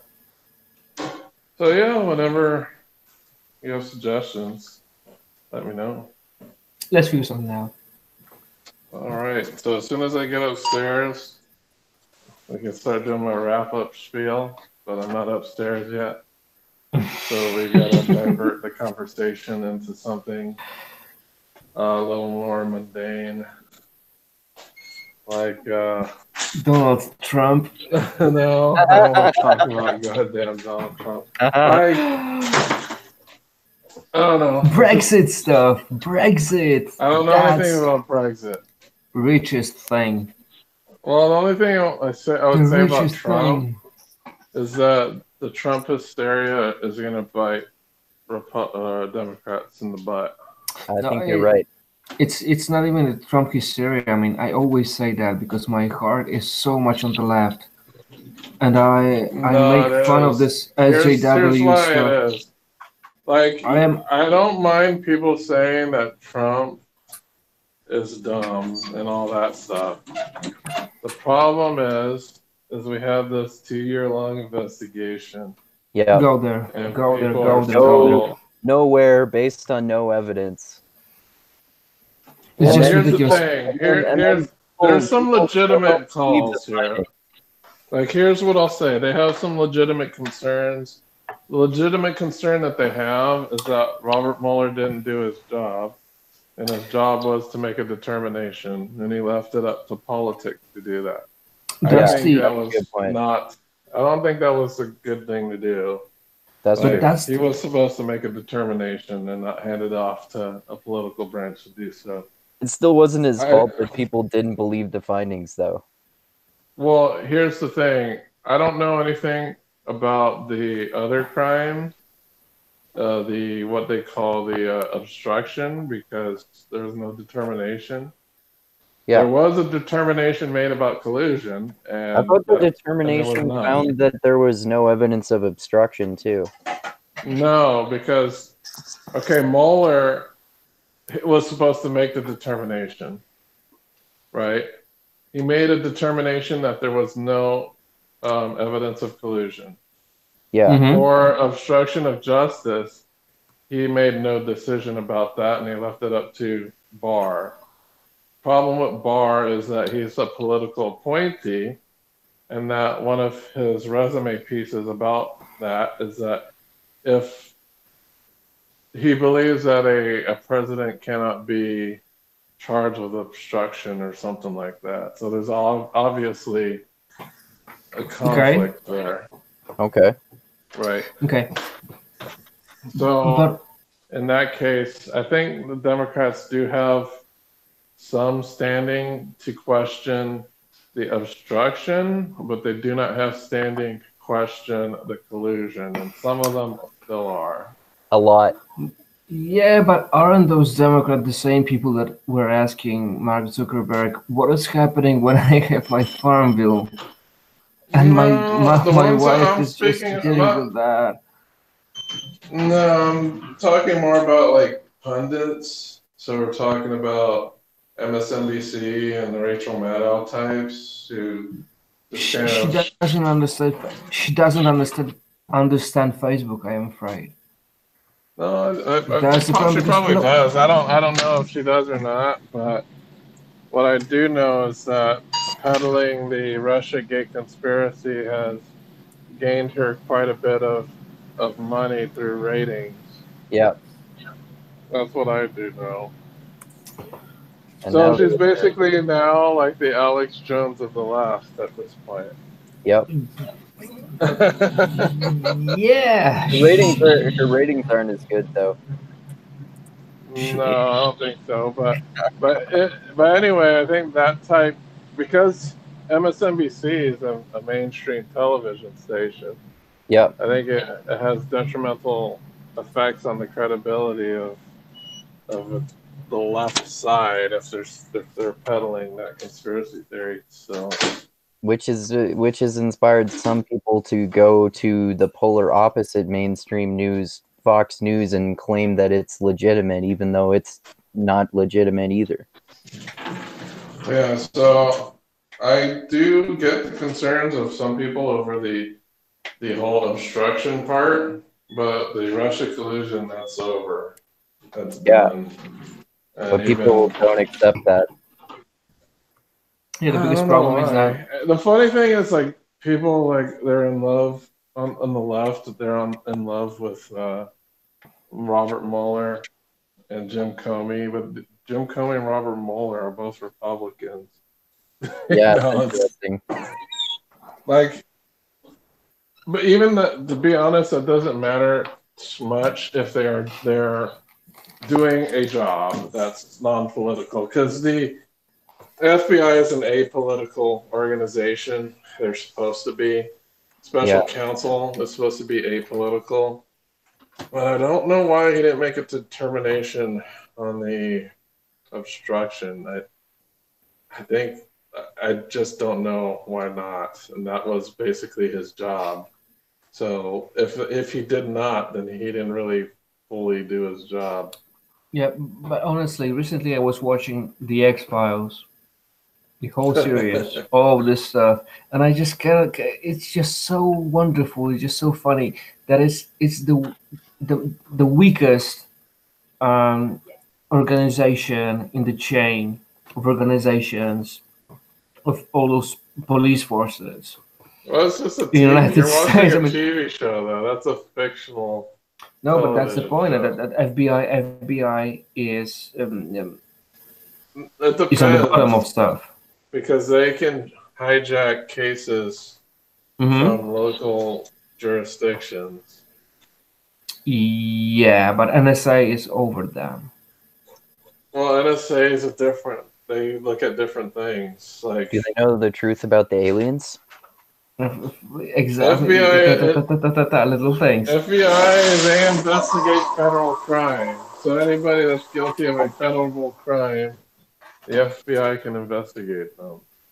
Okay, so you can hijack my thinking about that. Okay, I'm okay with that. But the problem is that, Facebook is so difficult right now. It's just so fucked up. It's so all over the place that you just cannot create a case. Not in a way of going into court or something, but just talking to other people that we found stuff on Facebook, and those Russians were bad people and stuff, and Trump was colluding with Russians. For that fuck's sake, I had an impact on what was happening with this election, because every single person that has Facebook account can do that. So that's why you just cannot just even touch this stuff. That was my biggest problem. That I makes don't With all of know. that. I'm not like I know. I think the internet is more than Facebook. There's so many other different places where you can engage in discourse with people. Yeah, but when you were There's talking Reddit. about Russian collusion, it was Facebook oriented, right? This Russian No, collusion well, the thing. Russian. If we're talking about the collusion, there's the main argument with collusion is Donald Trump's business ties with Russia. Yeah. But it's a different thing. That was their whole thing, is to find out how Trump himself and his campaign were tied to Russia. Like the FBI, they're well aware that the Russians were trying to influence the election, but that specific aspect wasn't really tied to Donald Trump. That's just the Russians being Russians. Yeah. Causing chaos. And the Donald Trump aspect is whether he directly got in contact with the Russian government to make an arrangement for some nefarious end during the election. The only thing, I've read a couple books about it. Even books that people who are hardcore, like Russia gators, recommended to me, and I read them, and I was like, this doesn't prove that he was in cahoots with Putin. It mainly just proves that he was an inept about what was going on, like more so that he was just a useful idiot than rather someone that's actively involving himself with the Russian government. And in Bob, I like that. Bob Woodward's book, he said that Trump didn't collude with the Russians too, right? Yeah, Bob Woodward doesn't believe it. There's this book by Michael Isikoff called Russian Roulette that's mainly about the Putin side of things. And I think a lot of it revolves around the compromat, which was the supposed dossier that Steele had on Trump. And it doesn't seem like something like that would affect Trump. He doesn't seem to care about that. The only thing that would matter is if he was actively had some business ties. But I think there's something weird, fishy going on still. Because you've heard. The problem is I don't know if the special counsel had access to Donald Trump's taxes. Oh, okay. I'm guessing they did not. I bet he makes less money than he says he does. Probably, but I also think if they really examined his taxes, because we've heard one of Trump's sons say before that they have a lot of money tied up in Russia. Yeah. So that's why Democrats are wanting to get more information about the investigation, because I don't know if it was investigated well. Like if you're investigating ties between Russians, I'm hoping that they had access to his tax returns. And one of the other things that was kind of weird is that Trump never testified. And in all of these processes where there's a special counsel, the defendants have to testify. Like Clinton testified. Yeah. Yeah, but Clinton was capable of testifying. Well, yeah, that's true. Capable of answering questions. I mean, that's the point. Okay, I'll give that to you. That Clinton is a lawyer, so he knows how to act. And he was ridiculously smart, by the way. He was ridiculously smart. I mean, he was a lawyer. Clinton, yeah. Like and a philosopher also. Yeah, Trump is. If you read the Woodward book, they did not want Trump in front of anybody asking him questions because he wouldn't be able to keep a story straight, and he would perjure himself almost immediately. Yeah. And they hid documents from him sometimes too, because they knew he would just fuck it up. I was hearing about. I was listening about this stuff today. I'll try to come back to it, and maybe I'll push some stuff into you guys, because it was a ridiculously wonderful thing that there was a bunch of people that were working with both Bushes, old one and the young one. Mm-hmm. And the thing was that when they started working with the young one, with the young Bush, they understood that he's too stupid to understand what is going on with foreign policy. So they started freelancing and they started doing their own stuff, whatever they wanted to do, because they knew that he never had the same expertise that the old Bush. That doesn't surprise me at all, because one, the old Bush was director of the CIA, so he kind of had to be connected into foreign policy. Probably even smarter than Clinton, maybe. But I have no idea if they were smarter, but if you're director of CIA, that means you're dealing with. He was ridiculously smart. He was ridiculously smart. Well, they went to Yale. I don't know if you can consider George Jr. Didn't he go to Yale too, or somewhere like that? He did, but he was like a C student. He was a C student. He wasn't an idiot, but he wasn't like the cream of the crop either. Yeah, that's the place where you actually need expertise. You need data. You need to understand data. A student at Yale is not an idiot. Yeah. Yeah, but he doesn't have expertise. He lacks this conscientiousness that Jordan Peterson is talking about all the time. Yeah, exactly. No, there is a difference. There is a difference. There is a difference because you have a bunch of people that are capable of creating, the most important, the most spectacular, visions about what we're doing around here. But it's just a bunch of people. And I heard that basically this old Bush was kind of a guy like that. that he was the smartest president in the history. Old Bush? I'm not sure Yeah, about I'm that. not exactly If he believe was that. the Yeah, smartest person in history, he would have had a he would have second won. term. Exactly. Yeah, exactly. I said the same thing, and I said the thing. He Same did thing. make some smart decisions, though, but those decisions met his downfall. Like the smart decision that he made was that he realized that taxes have to be raised, and that's not something a Republican wants to hear. Exactly. Yeah. Oh, I didn't know that. Yeah, the main reason, one of the main reasons that he didn't get a second term. Hmm. Well, one, Clinton is just a charmer. Two, Yeah. Bush wanted to Really raise taxes, and Yeah, it's not a Republican thing to do. I mean, Okay.